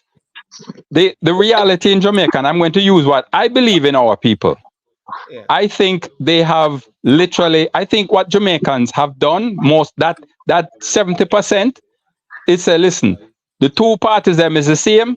I not gonna even talk about them. I run my life for me, right? We have always proven ourselves. Listen, this is the same group of people that when they leave this country and go abroad, go to UK, go to America, go to Canada, they thrive. Lie or not, we are not worthless people. We thrive. Jamaicans have proven as individuals to be this piece of rock produces great individuals, right? We are a bunch of people that people respect. There's one of the reasons why I still celebrate independence is that I was at one time wrestling president because I'm involved with sports in many different ways. Yes. And when I went to Congress, I literally had to they told me that I needed to meet the president of UWW. This is little Jamaica, you know. Me, I get an invitation to come with other people, Barbados, Suriname. They never asked to speak to the BH. You know why they wanted to speak to Jamaica? When I met the man said to me, first thing, Mr. Isaacs, I must be the biggest reggae fan in Eastern Europe. That is brand Jamaica. They love us as individuals. We have proven ourselves to be great people. We just need to get those great people to understand that collectively we can be a great nation and we don't need to depend on the politicians to do it. Yeah, but John, here's the problem. The politicians are the one that put the structure in place to allow great Jamaicans to shine. And I'm saying to you, right, that with the deficiencies. I don't agree with you. What structures have the politician put? Okay, let us use track and field. What structures have the politician done? Because if you look at what is happening in track and field, The high schools have gotten together with their old boys and created track. That is why JC have a track. That is why KC have a track. That is why Calabar have a track. That is why all the top schools have gone out individual. They have asked no government to build those tracks. They have found their own money. And with those tracks, we will continue to develop great athletes coming out of this country. We, the people, have done that, not the politicians. John, but you are missing a key point. Okay. And that is, the example about track is just a microcosm that of a bigger picture. Right. Most Jamaicans are not benefiting from track and field. No, I'm saying to you, with a proper structure in place, the Jamaican people will collectively shine. We are right now in Jamaica, we're not given equal opportunity for the economic development. We're not even getting equal access and equal treatment under the law. So I'm saying to you, boss, that we have to change the fundamental areas that allow the empowerment of Jamaicans. And that starts with a government, a proper government that puts all the elements in place that allows accountability in the legal process, and the option to even recall non-performing MPs. We don't have a system in place for accountability and consequences, because someone can actually say, hey, oh, I'm sorry, I'm accountable. Okay, but where are the consequences? There's no consequences in place to prevent persons from acting, engaging in bad behavior. So it's a comprehensive thing. It's not just, the track and field. Track and field is doing well, and we all agree on that. Okay. But, government structure has to deal with your schooling, the kind of education that you get, the kind of opportunities for students. Those are from government. So Mark, what you're actually saying then is that the government set the oiling mechanism, set the structure for the force. But at the same, and John, you're saying that. I don't think you're saying that. But I'm not arguing against what the government can do. I am saying that the power. No, I'm saying that the power is in the people, and therefore we really need to try and get our people to become more active. And I'm going to give you another example. Yeah. COVID pandemic. The government and the private sector tried their best. These are supposed to be the top leaders. These are the people who hold the money purse to try and get the Jamaican people to take this vaccine. They put out, if you could take the vaccine, you can get ganja. And them know Jamaican man, the downtown man, love smoke them weed, right? Them say, if you take the vaccine, you can get KFC voucher. Them know Jamaican people love KFC, right? Them go ahead and tell the private sector to tell them workers that if they don't take the vaccine, we're going to fire you. 20% of the population. Oh, and the last one, they told the schools, because the Minister of Education came out and said, we're locking down the schools unless we get 60% of the school population to take the vaccine, it not going to open back up. What happened? By the time January come around, 20% of the students, just like the parents, took the vaccine, right? Them had to open back the schools, right? Why? Because we pay with money. Them try to get the police to take the vaccine because them say so. The police look at them and tell them, because I saw the video, we are the baddest gang in the country. You can't tell us to do what to do. We're not taking that. And they had to go to the public sector and ask them. They could not enforce it. Now, I have been talking to activists around the world and everybody, in Caribbean, and everybody talk about how we are this type of people. If we could get the Jamaican people to just understand that the power is not outside. Don't look for the leader. Be the leader. Let us get together. Because listen, we don't need to change the constitution, Let me give you an example. If people started to protest in the second year that the prime minister's document need to be certified, the government could be overthrown without changing the constitution. The Yeah, but people need to get involved. but who's gonna build Let the me, cat? Who's gonna No, build no, the cat? no. And my point is, yeah. listen, I am talking about a movement that happened individually. Jamaican people individually did not trust this vaccine, and because of their individual decisions, They a made collective were not able to yes, get them yes. to do it. I see where you're coming from. The individual movement breeded a collective action. Exactly. Yeah. Yeah, Exactly. but Because Yeah, listen, because let me say this to you. Trinidad had a protest, right? And Barbados had a protest. They ended up between the two of them. Trinidad is about 60% took the vaccine, and Barbados was 70%. When Trinidad had their second protest, the man them tear gas them and run them from the street, right? Somebody said to me, we should have a protest in Jamaica. I said, why? How are they a benefit? And also, you think if we get our people out there and the police tear gas them, we have bloodshed in the country? Jamaicans not when react. Why would you put us at risk when we are not following them individually? People have just quietly said, no, we're not doing it. If we can get the people to say no, that is the same thing with the constitution. We need to go out there and tell the people, listen. And I said to Mark, because Mark have some very good underground ideas. I have looked at the history of Jamaica, and the reason why Bustamante and Norman Manley was loved because they were out there with the people. Yes. The political third parties, NDM had an opportunity. NDM people were too coward. Because there were times during that time when NDM was formed, there were sporadic protests being done. And not one NDM person came out there and represented the people. Not one. They were telling the people, you must just believe in me and I will deliver. And the people say, why? Wait, hold on. We don't believe in them too, man. And them don't give us. So why are we going to believe in you? You have to prove yourself. Let me go to action now, Jay. Action now, Jay.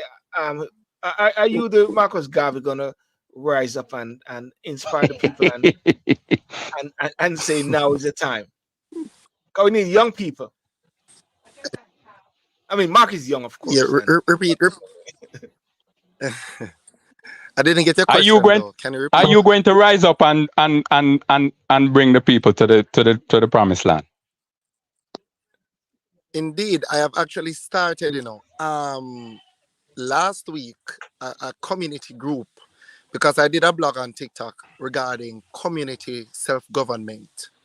You understand? Because if we can start to govern ourselves at the community level, pull our resources together, right, and deal with the community issues one step at a time, right, then ultimately the community will become politically independent, right? We'll be able to live more comfortably, right, without the intervention of politicians who have been, conning us over the years.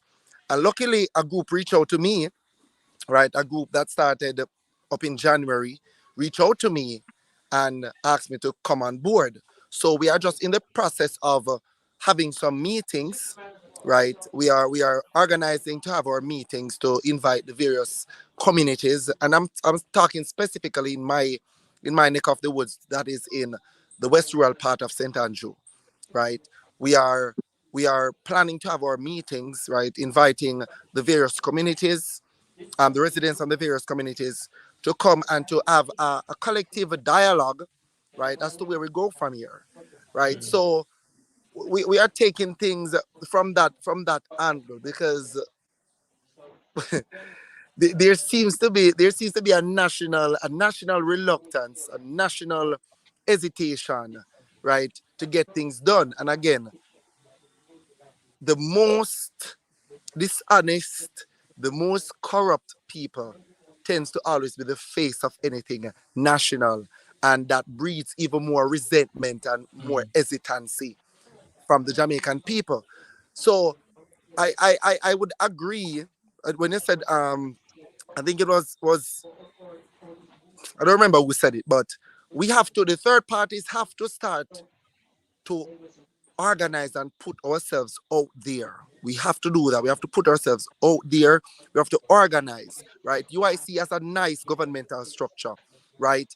Um, I'm not sure Mark suppose I can speak for Up Jamaica, right? And the third party that I'm a part of, the Diplomatic Democratic Party, we also have a lovely governmental and political structure on paper, right? And we really want everybody to just come together as opposed to having multiple different organizations that is aiming towards the same thing.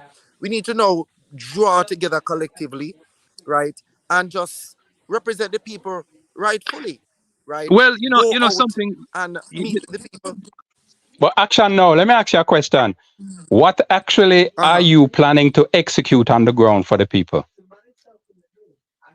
All right. And let me So tell the you, first why thing, I asked that question. Let me tell you why I asked that question. I also do promotion. So I sit down, me and my business partner, we sit down with marketing with all of corporate Jamaica and execute stuff for them, right? An idea is worth $1, execution is worth millions. Mm. And what a lot of yes. people, what I find in Jamaica is that we have a ton load of Indian chief and not enough Indians, Yes. right? And Mm. the issue we now have is to put things on the ground to get people to believe that they can do it. It's not the talk, it's the actual action. Okay, I think we're talking about track and field. What does the KC old boys get from spending millions of dollars putting on a track field at KC? What does the JC man them get? What does the Calabar man them get? Listen, for track and field, every year those schools spend $20 million of their own money that they collect amongst themselves for the glory of the school. There's a vision behind. KC man know that them winning champs make all of them feel good and they are willing to spend for that. Mm. That's what they get. We love the track and field people because they are winners. They tell us and the rest of the world that Jamaica is a country of winners. That is why I we told, follow them. I told a Calabar old boy. I went to JC and Calabar, but I used to mentor some Calabar old boys who did hurdles, which is what my thing was. I told them. I told a guy, I said, I don't care if you win or not. I said, what I care about is that you leave the school and become a productive citizen. Mm. Sometimes our glory is in this very small, superficial things. We don't look on things that are monumental, things that are going to that are going to change the trajectory of our country, which is much more important than track and field. Track and field is one of the avenues to empower our young men and women. But at the end of the day, I would love to see the same glory on the kind of government that we get to make our country, which is where it really counts. It's all well and good to have a nice school and a good track team, but guess what? If it doesn't manifest itself in a manner that allows our country to be viable, then what's all of this about? I don't care if a man win and him leave school and can't take care of himself. What's the point? And a lot of people support students um in ways that allow them to become track stars. And once them leave school, them kinda dark. Them just completely abandon them. Well, I And can tell you, Mark, the cult of KC and the cult of Calabar look after them people after. And I had a conversation with a gentleman who was talking to a HR person in Canada, and his view was that of the Jamaicans that he has to hire, he is very willing to take Mm. KC old boys and Calabar old boys. Why? Because they on under a group of men that look out for each other and guide them. And this is in the And diaspora. This is in yeah, diaspora, this right? is in the spire. So what I'm trying to say Oh, to you is okay. that So what you say? we Well, have all of the abilities, you know. We have everything that we need. Jamaica has shown. Putting it Why I together. bring up the track and field in it is just to show to you that with a vision, because KC and Calabar and all these like to compete with each other, the vision that numerous people spend their time and money to give that vision a reality is done by Jamaicans, not by the government, not by the yeah, sports ministry, not by ISA, right? All of this is done by common Jamaicans who believe in a vision. Until we give, listen, you don't have to reinvent the wheel, you know. How did Norman Manley and Bustamante, how did the sugar riot start? How did Jamaica move itself to an idea of independence? You think it was because of Norman Manley and Bustamante, or it was the no, people okay. I'll movement tell that you why. pushed them? I'll tell you why. There's a phenomenon called slavery, and after slavery, look at what the achievements of Marcus Garvey. There was a burning desire for freedom. Freedom. Mm-hmm. We believe now that if 1 and 2 man can get for travel, or 1 and 2 man can make a big money, then we're okay. There was not the collective. There was no. I believe in the collective growth of people. That is not there anymore, my brother. It's a different time with people thinking more individualistic. So you cannot compare then to now. It's a So, Mark, different it's a different day. What I'm saying to you is that we have to be strategic. We have to be innovative to galvanize the people into understanding that by collective rising, we can achieve the perceived impossible. That is what we're going to have to do. And the innovation that I'm seeing, even my brother talking about the third party, right? A few months ago, I initiated including all third parties under one umbrella called the right, Unity right. Alliance. Mm. Yep. Now we have fractured because in some areas there is a lack of integrity. We agreed on certain things, and when things came to get on the road, what we agreed on changed. So we're now somewhat fractured because we did not adhere to what we agreed on. So Right. even in our Yeah. own local movement, right? Mm. From the UIC onward, when you don't have, if integrity is not at the In foundation of place. your movement, you will get absolutely nowhere, man. You Mark, Yeah, understand? can but I Mark, Mark, Mark, Mark, there's a all psychology that together? I am trying. Sorry, I said there's Yeah. a psychology. When you sell somebody, when you go to sales and you try and sell somebody, which is execution, that person buys from you first because they trust you. Yeah, For you to have a long-term relationship with somebody, he trust. has to believe that he can trust you. The Absolutely. problem the third parties have is that they have not developed any trust. Yes. And Well, therefore, coming out and saying that if you listen to me, I am going to do this. Yeah. yes, Listen, that is why Don Man, that is why criminal get, that is why Dudos get a whole community come out and try to defend him. Because as much as them know that him is a criminal, Dudos is giving school children bus fare, lunch, education, and the man them see what Dudos is giving for them. well, Can I here, can I here it Right? is. Well, here it is, right? I'll give a brief thing here, right? Here it is, yeah. right? I think I may have told a story about a few years ago. I used to go drive to Trelawney on business, and I'd stop at this little bar as a halfway point, right? And I'll tell him the ideals of Jamaica and all that kind of stuff, whatever. The first thing the man said to me is that, boy, another politician want to come rob me and whatever, right? Mm. And you know something? Because they got to know who I am, and they've seen me and heard what I have to say. When I go there, they buy me drinks. Mm. They buy me drinks. They don't ask me to buy them nothing because I'm no one of them. But And they I'm trust one. you. But I'm one person.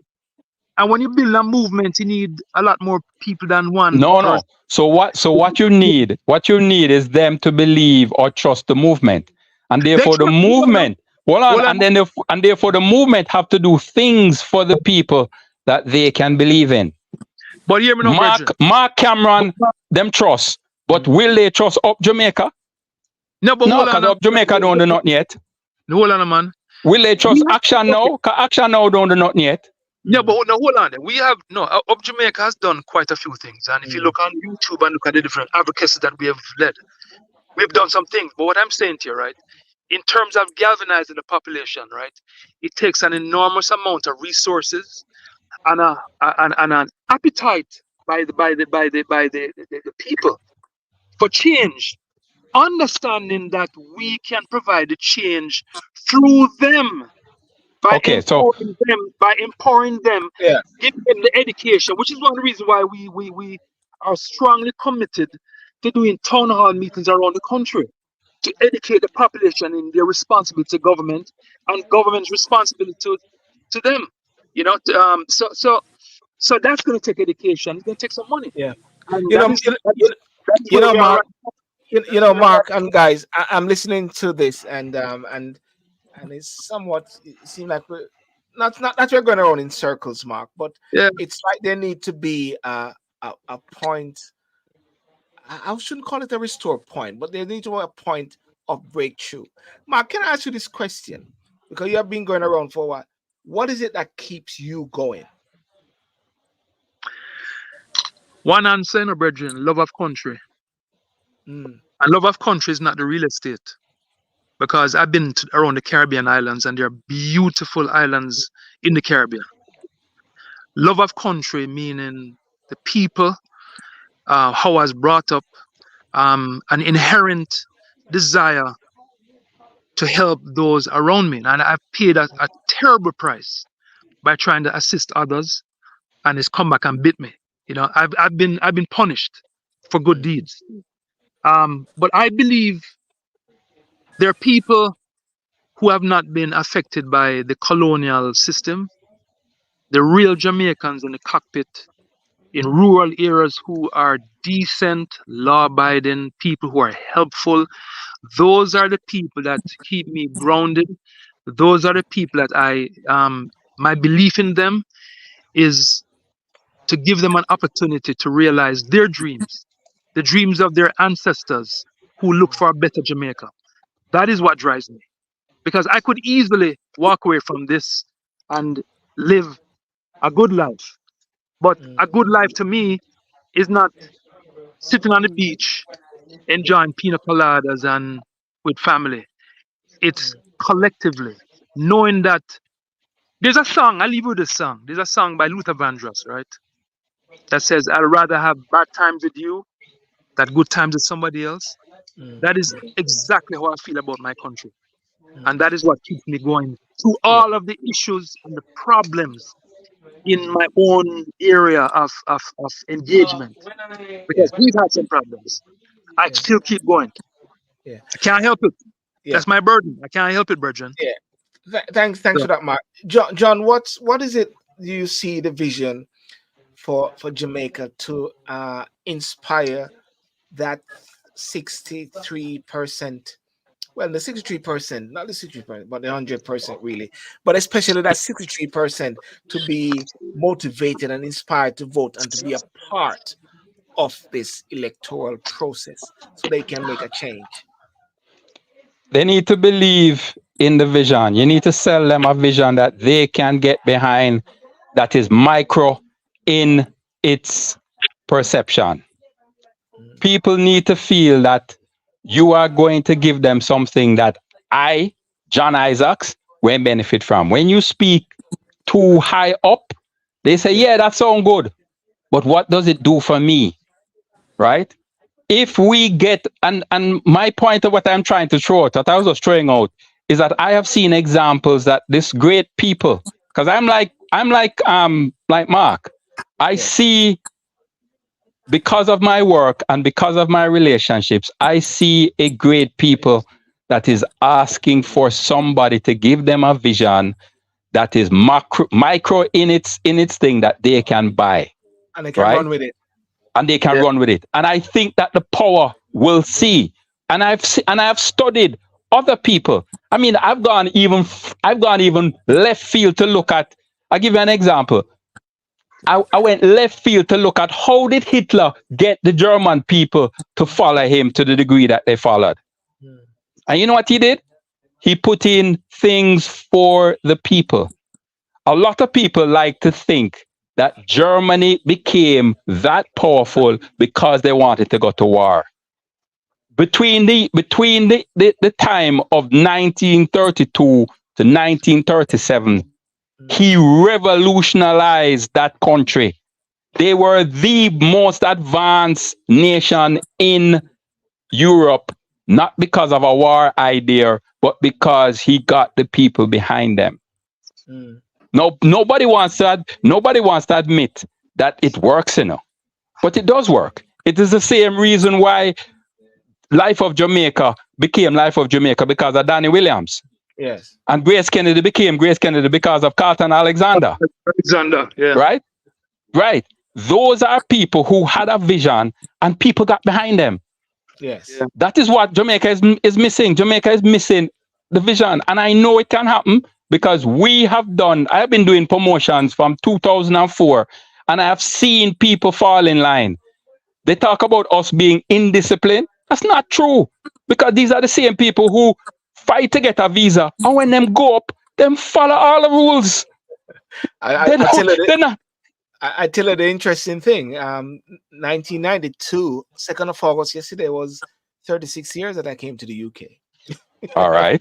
You know what I'm No, trying to you see say? what I'm saying? That these are the people who our people here say they're not worth anything. They're not good. Them lazy. Lazy how? Them have a running joke in America that them call Jamaicans tree job man. That sound like a lazy man to you? Sorry, That's not a lazy man. So why is sorry. it that a man is willing to go get 3 jobs in America, but don't want to do the one job that him have in Jamaica? Yeah, 32 years. Action now, JA. What is your dream, your vision, and how you believe you can also play a part in changing Jamaica by inspiring that 63%? Well, I want to start by answering John's question initially when he asked, "What is it that what is it that I plan to do?" The first thing that we are trying to organize as a community is to get a ATM machine in the community of Lawrence Tavern, because there are a lot of persons that really live in that area and they have to travel a lot of miles to get to the nearest ATM machine to access cash.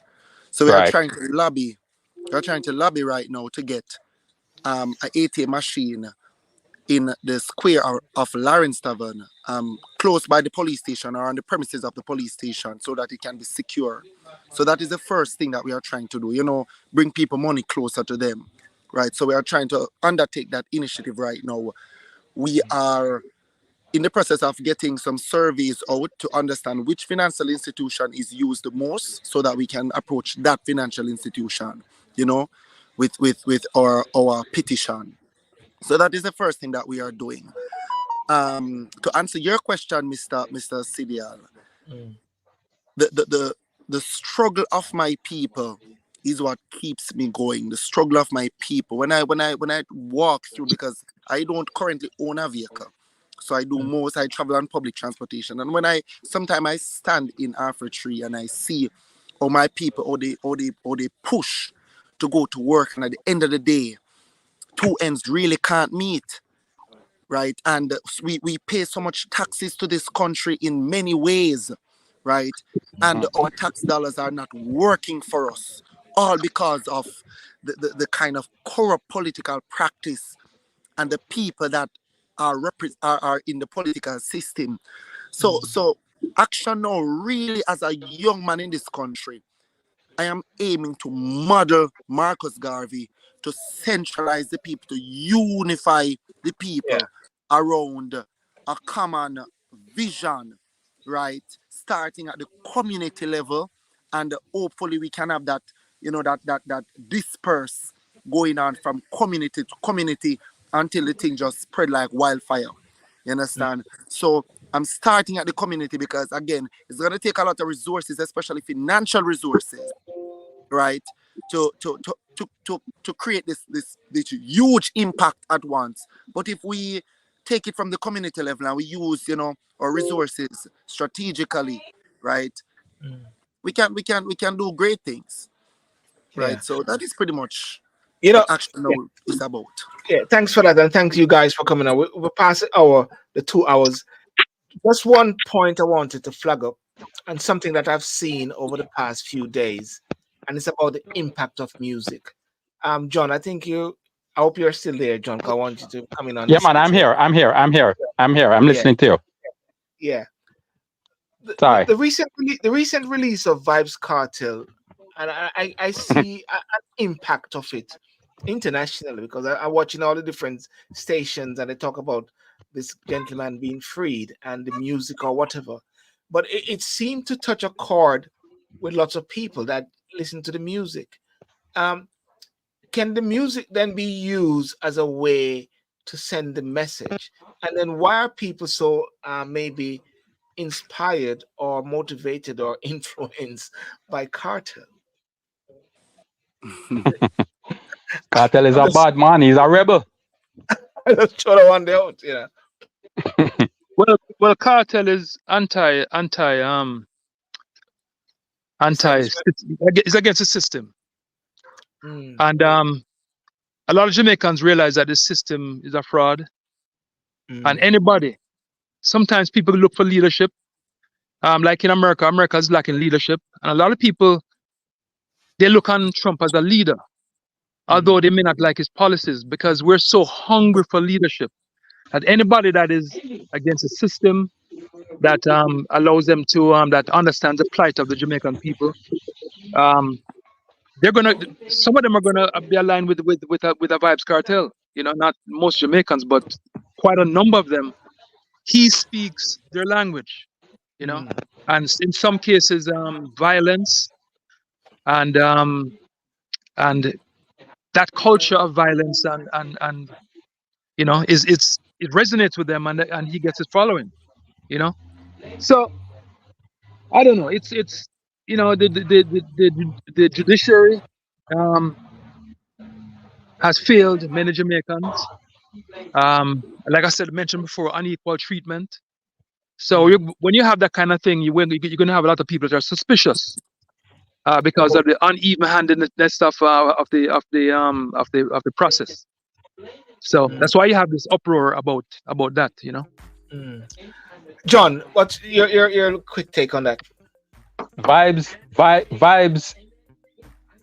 lets the lower class and rural people believe that here is a rebel, somebody who is living, who is thumbing his finger at the society, and therefore he kind of represents them.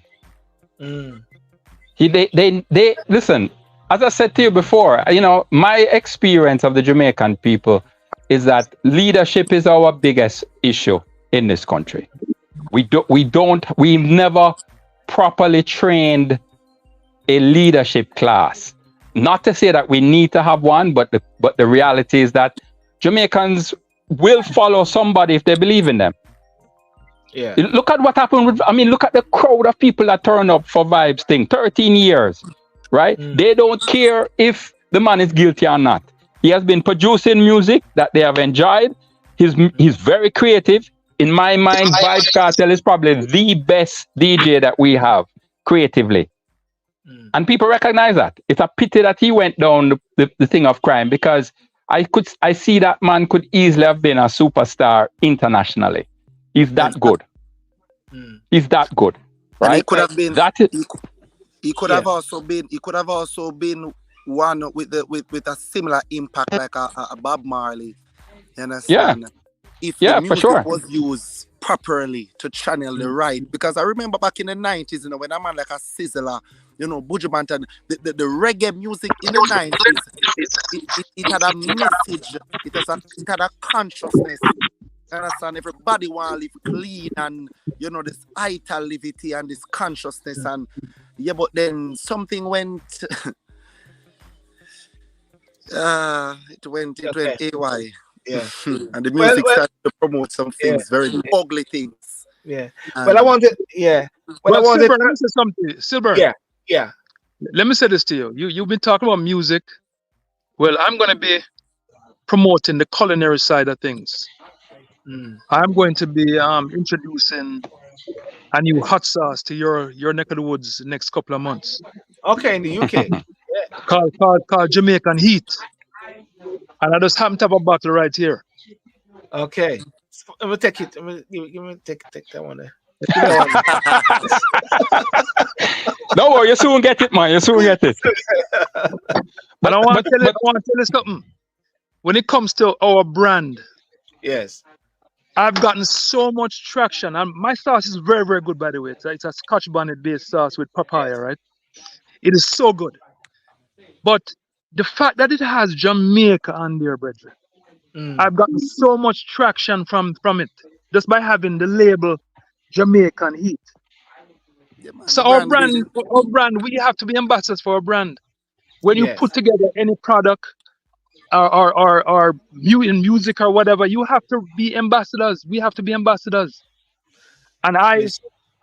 my aim now is to be a culinary ambassador for Jamaica, along with my political things, Well, Mark, I want to tell you this. I'm in Lewisham here in London, and you go down to the road there, and you can't find anything going on Indian man shop. Everything is Jamaican.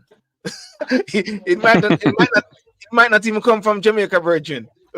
Yeah, man. Everything is Many of them Jamaican. don't. Many of them Well, don't. this is Silver, made in Jamaica with Jamaican Scotch bonnet pepper. Yeah. It's influenced by my culinary side. I'm a chef as well, so thank you. I mean, authentic Jamaican Yes. all the way. Silburn, I Yes, have a question for you. Yes.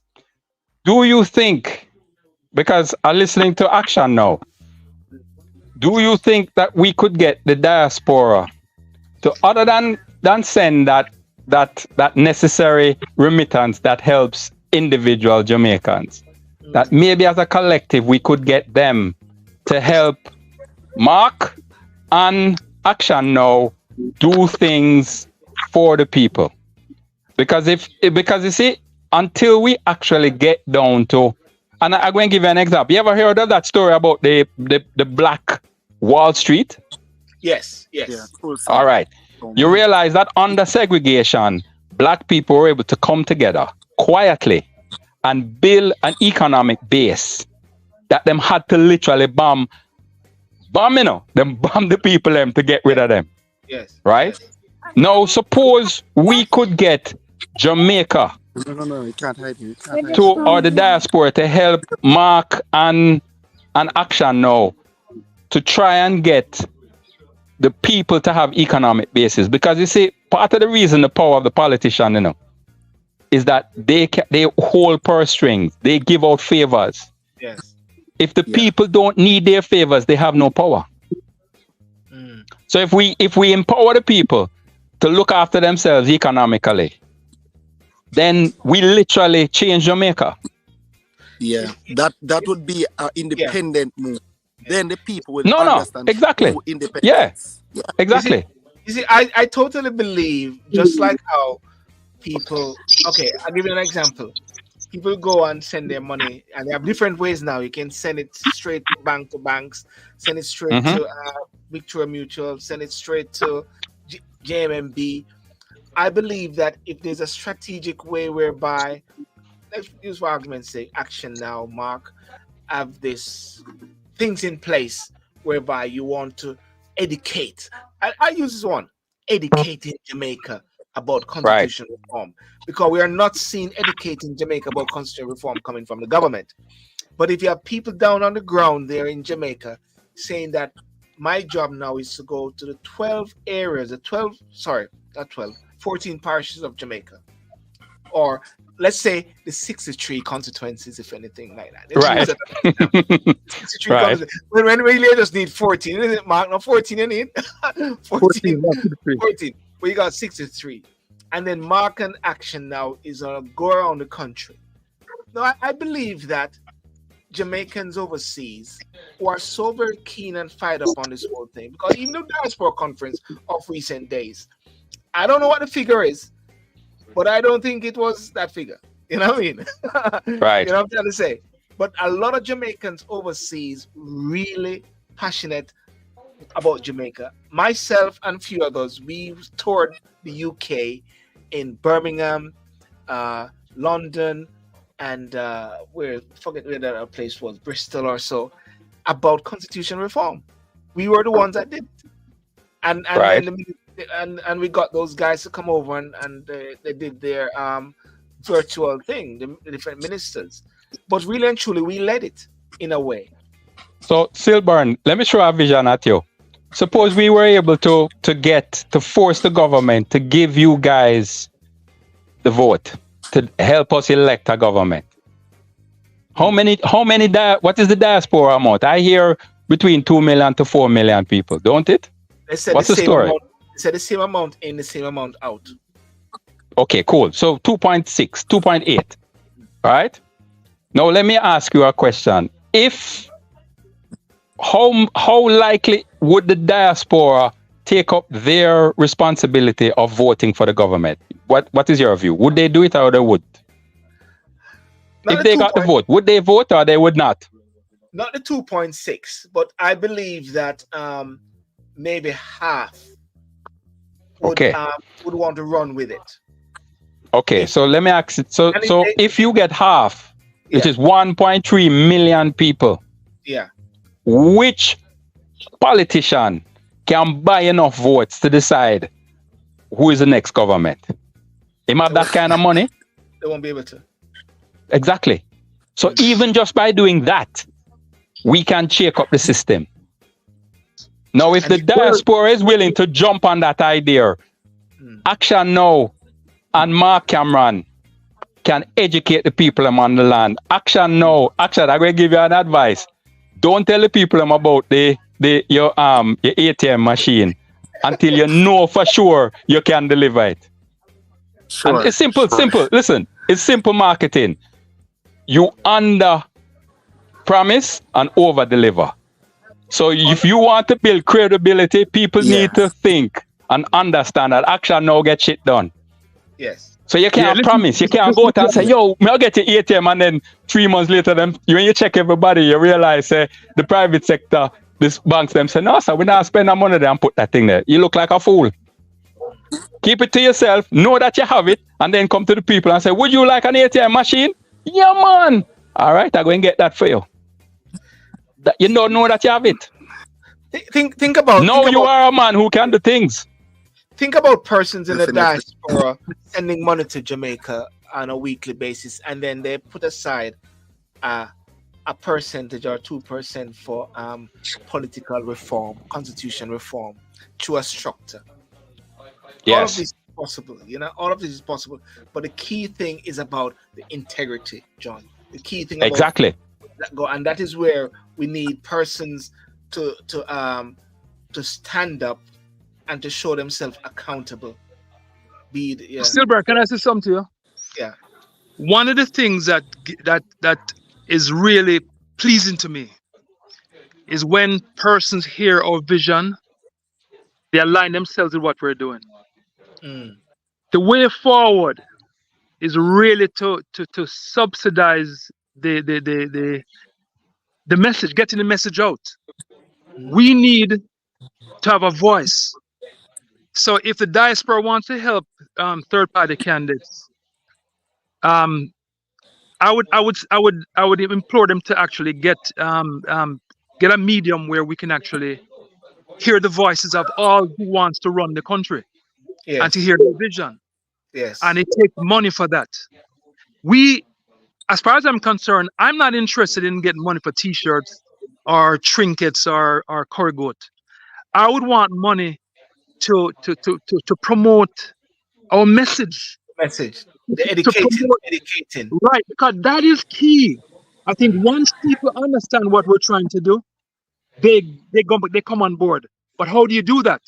There's nothing in place. The media is not very helpful.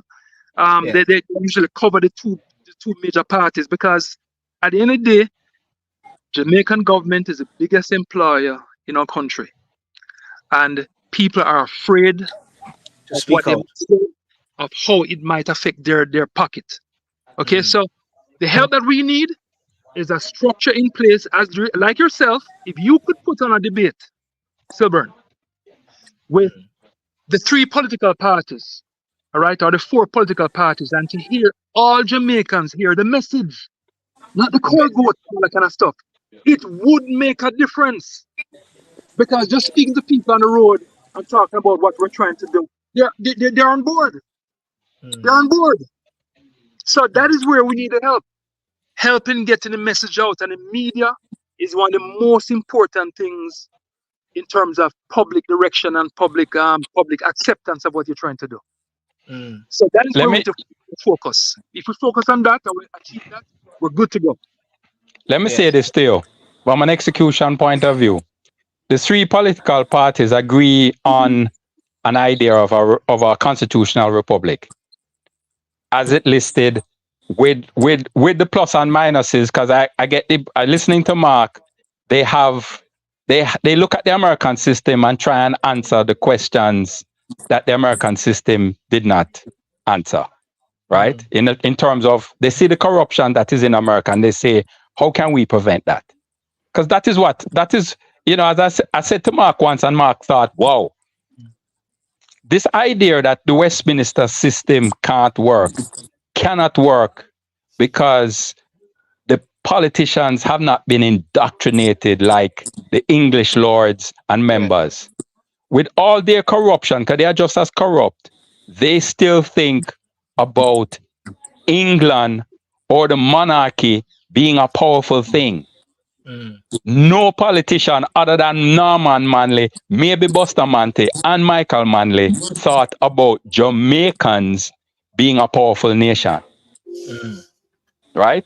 So if we can get the people, the diaspora to say, how can we help Jamaica achieve this thing?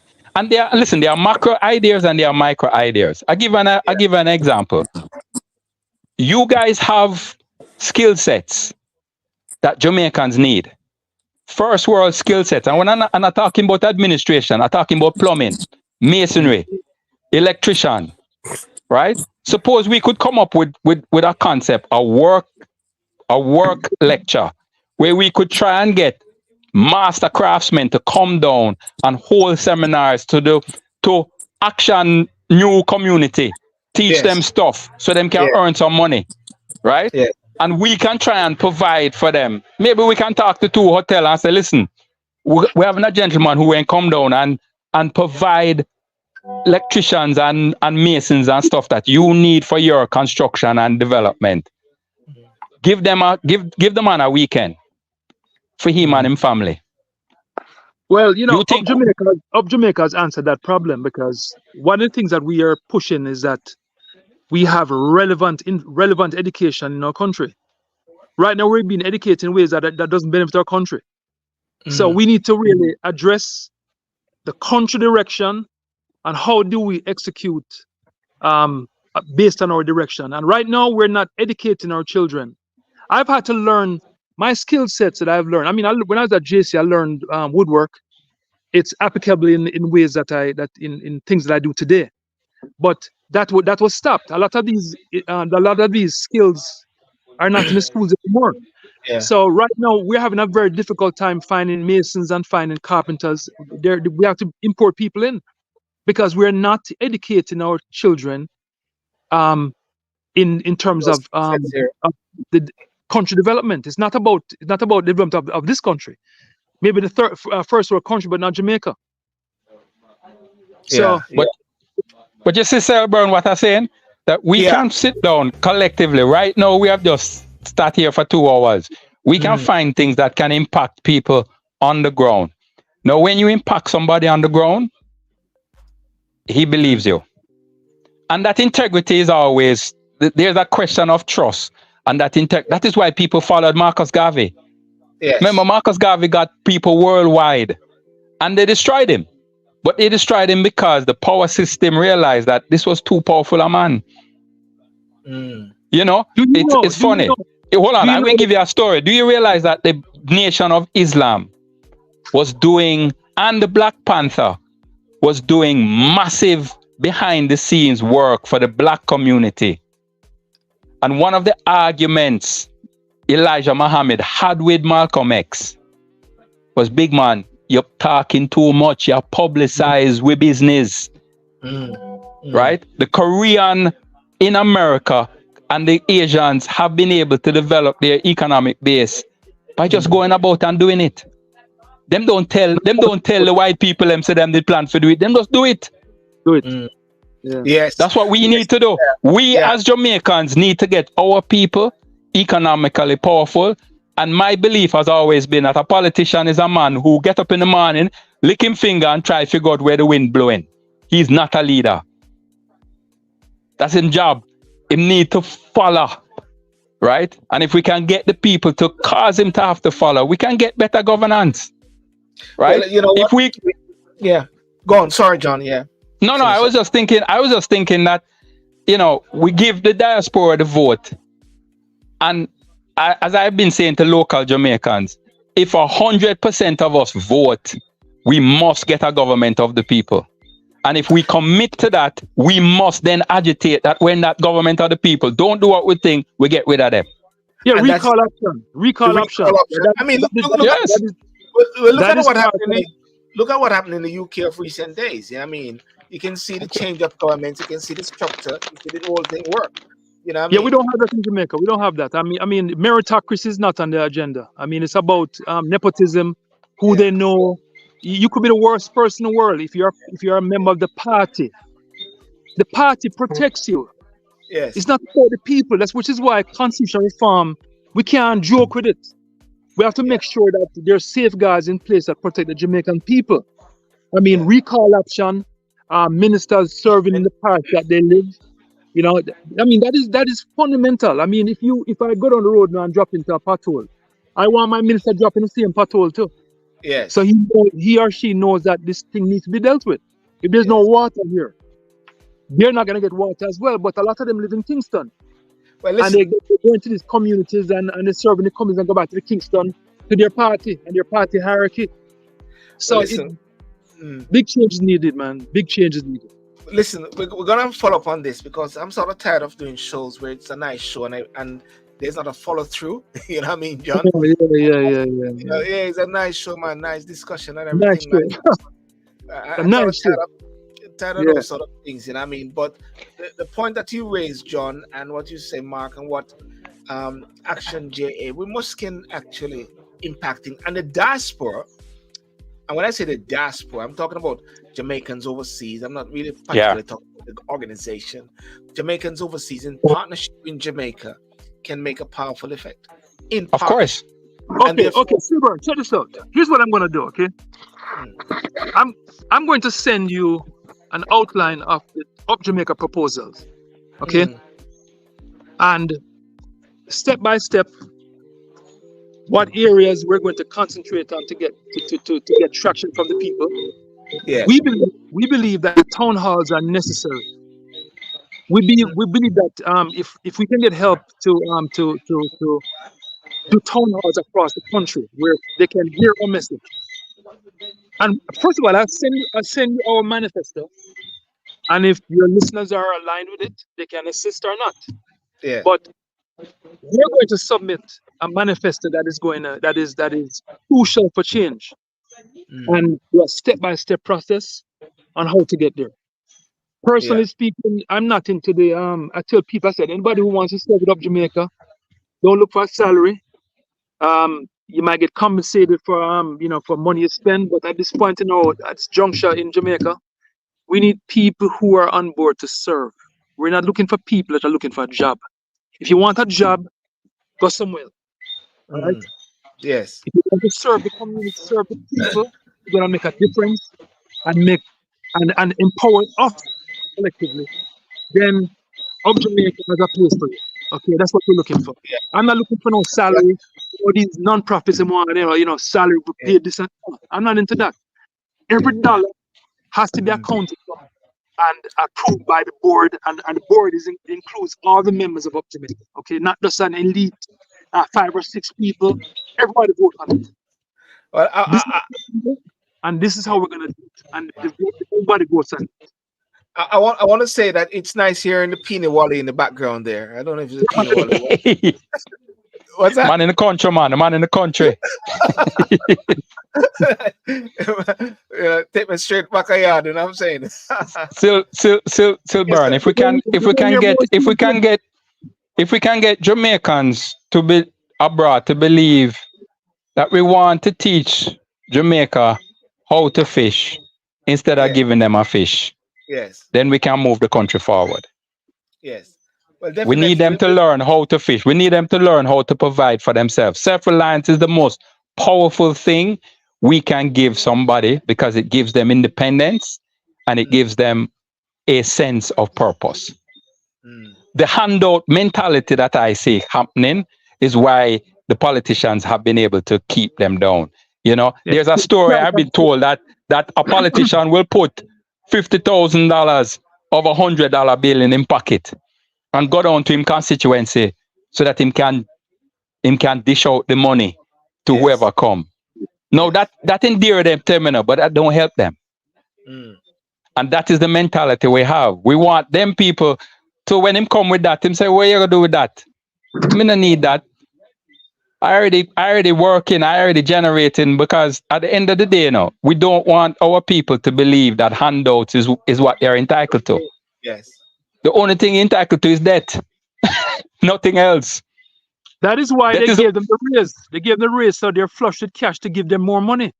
yeah. It's not about salary. Parish council don't work. They meet once a month. That's why the Queen gave them a stipend. So now they have more money to pay the political to pay off the people that they want to keep Yes. Yes. with the handout thing. So And then you guys can talk about to the international stage about how do we address the inherent. Because listen, my father told me from the 70s, as somebody who was involved and was one of those Jamaicans that was committed to Jamaica when Norman Manley made the call. A lot of Jamaicans came back and got Yes. involved. Yes. That is structural corruption. And that corruption did not start with us Jamaicans. That was what the Englishman implemented into the system because it was to their benefit. And the Englishman invented an idea that Jamaica only needed elitism to run this country. And we still have it. If you talk to the Ministry of Education, when they talk about how well we do, they only speak about the people who pass the exam, how many for grade level 1 and stuff. Any independent country speaks about the average mean, not who is the elite. They speak about how many people are literate. We don't have that conversation. We don't have that conversation.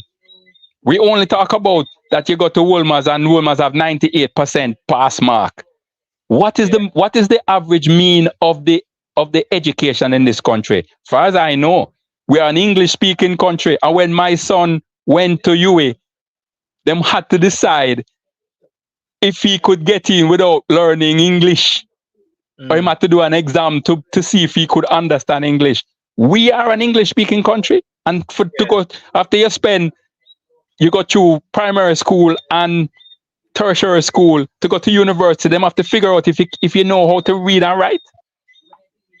And nobody's talking about that. it doesn't matter. It doesn't matter. So that is the things that we must matter, because if we change that basic stuff, we change Jamaica. I tell you what, we got to change Jamaica, definitely. And Mark and John, listen, I want to thank you guys so much for coming on tonight, and taking this conversation to another level. But we got to follow it through, Mark and John. Got to follow it through. And I like the bit you mentioned about the power of the diaspora, because the diaspora is there, play a fundamental role, especially during the COVID period. And Mark Golden emphasized on that point there, where everything else failed, the diaspora came up and delivered. But what if Yes. the diaspora deliver strategically as well, in another angle? True independence to Jamaica. Yes. True independence to Jamaica. The diaspora can do that. Because I think when I talk to people abroad, you are even more patriotic about the country because you don't live here than we. Yeah. Mm. So maybe you can help us. Well, we're here to help, you know what I mean? And a lot of Jamaicans had to leave. Not they didn't leave because they want to leave. The economic conditions and the corruption and the crime, they had to leave, you know, not because they want to. And so many of them want to come back. Do not look on Jamaicans who have left as being unpatriotic. No, I don't look at them. I don't look at that at all. Some people have said that, you know, and it's a matter of survival, you know. So, all right, listen, Selburn, I'm an upper middle class person. Yeah. I tell my sons, you do not need to leave Jamaica to make billions of dollars here. Jamaica is a brand, and if you realize how to utilize the brand, there is money to be made around the world. Yes. Now, the people who leave this country are people who have bettered themselves. The inner city people and rural people, nobody can deny that they haven't bettered themselves. And the question is, if they had stayed, would they have bettered themselves? No. There are people who can't get a job because if them right Tivoli gone, them can't get a work. Yes. Or below crossroad, they say. Yes, them can't get a work. So them have to write them have to ask them brethren who live uptown, we can write your address to get the work. Well, Stillburn, I need a distributor for my hot sauce, boss. That's it. I need a distributor for London. It'll be online in about 3 weeks. So anybody who's listening to your show. And hold on, you're in Jamaica. That's where it is made, yeah? It's made in Jamaica and it's made in Florida. It's made in 2 places. Yeah, because I know a guy who gets stuff down to his shop regular, actually weekly down in Jamaica. We talk, man. We talk. Yeah, man. Yeah. Okay, cool. All right. Pleasure. Hey, John, your contribution today was invaluable, brother. I mean, you Thank brought you. some on board that, you know. So, John, is he trying to say your contributions are not normally invaluable? No, man, John. me and Mark we are each other fans, you know, because I believe in what Mark trying to do. But we have different views. You see, I am on the ground. I have done promotions all my life, so I see what I think is what Jamaicans are capable. I know them don't need the politicians. And you know what? You just said something a while ago. Difference of opinion, but you have a bigger picture collectively. Yeah, man. Yeah. Different ways of doing things, you know what I mean? And that is so crucial. But listen, guys, up Jamaica, up, John and Mark. Yeah, man. I did start a little movement that Mark is a part called Uprising Jamaicans. Yeah. Because that is what we want to do. We want Jamaicans to get, not the country. We want Jamaicans to be uprised. Mark, show the sauce again. Show the sauce again. What? You drink it up? Mark, did you talk and I walk away with the shots? You catch me off guard, man. Next time. Wait. It's upstairs. You got back upstairs. You got upstairs. All right, take care, guys. See you around. All right, you take care. Thanks. All right, take care, man. Take care. Thank you. Well, ladies and gentlemen, I want to thank you so much for joining tonight, and very powerful show, very empowering discussion, talking about Jamaica, talking about independence. How independent are we? And as you can realize, I've been getting some good feedback regarding my shirt. My shirt here is the Usain Bolt shirt of 2012. This is when it came in 2012 into the Jamaica house and so like that in London. So have a good night, and may God bless you, and keep up, and see you another round. And remember, those on Facebook, those on YouTube, and those on TikTok, remember to watch the show. And of course, got to talk about the diaspora, the powerful impact of the diaspora in regards to building and empowering Jamaica and the keyword integrity, integrity, integrity, and integrity. So all the best, and good night. Take care.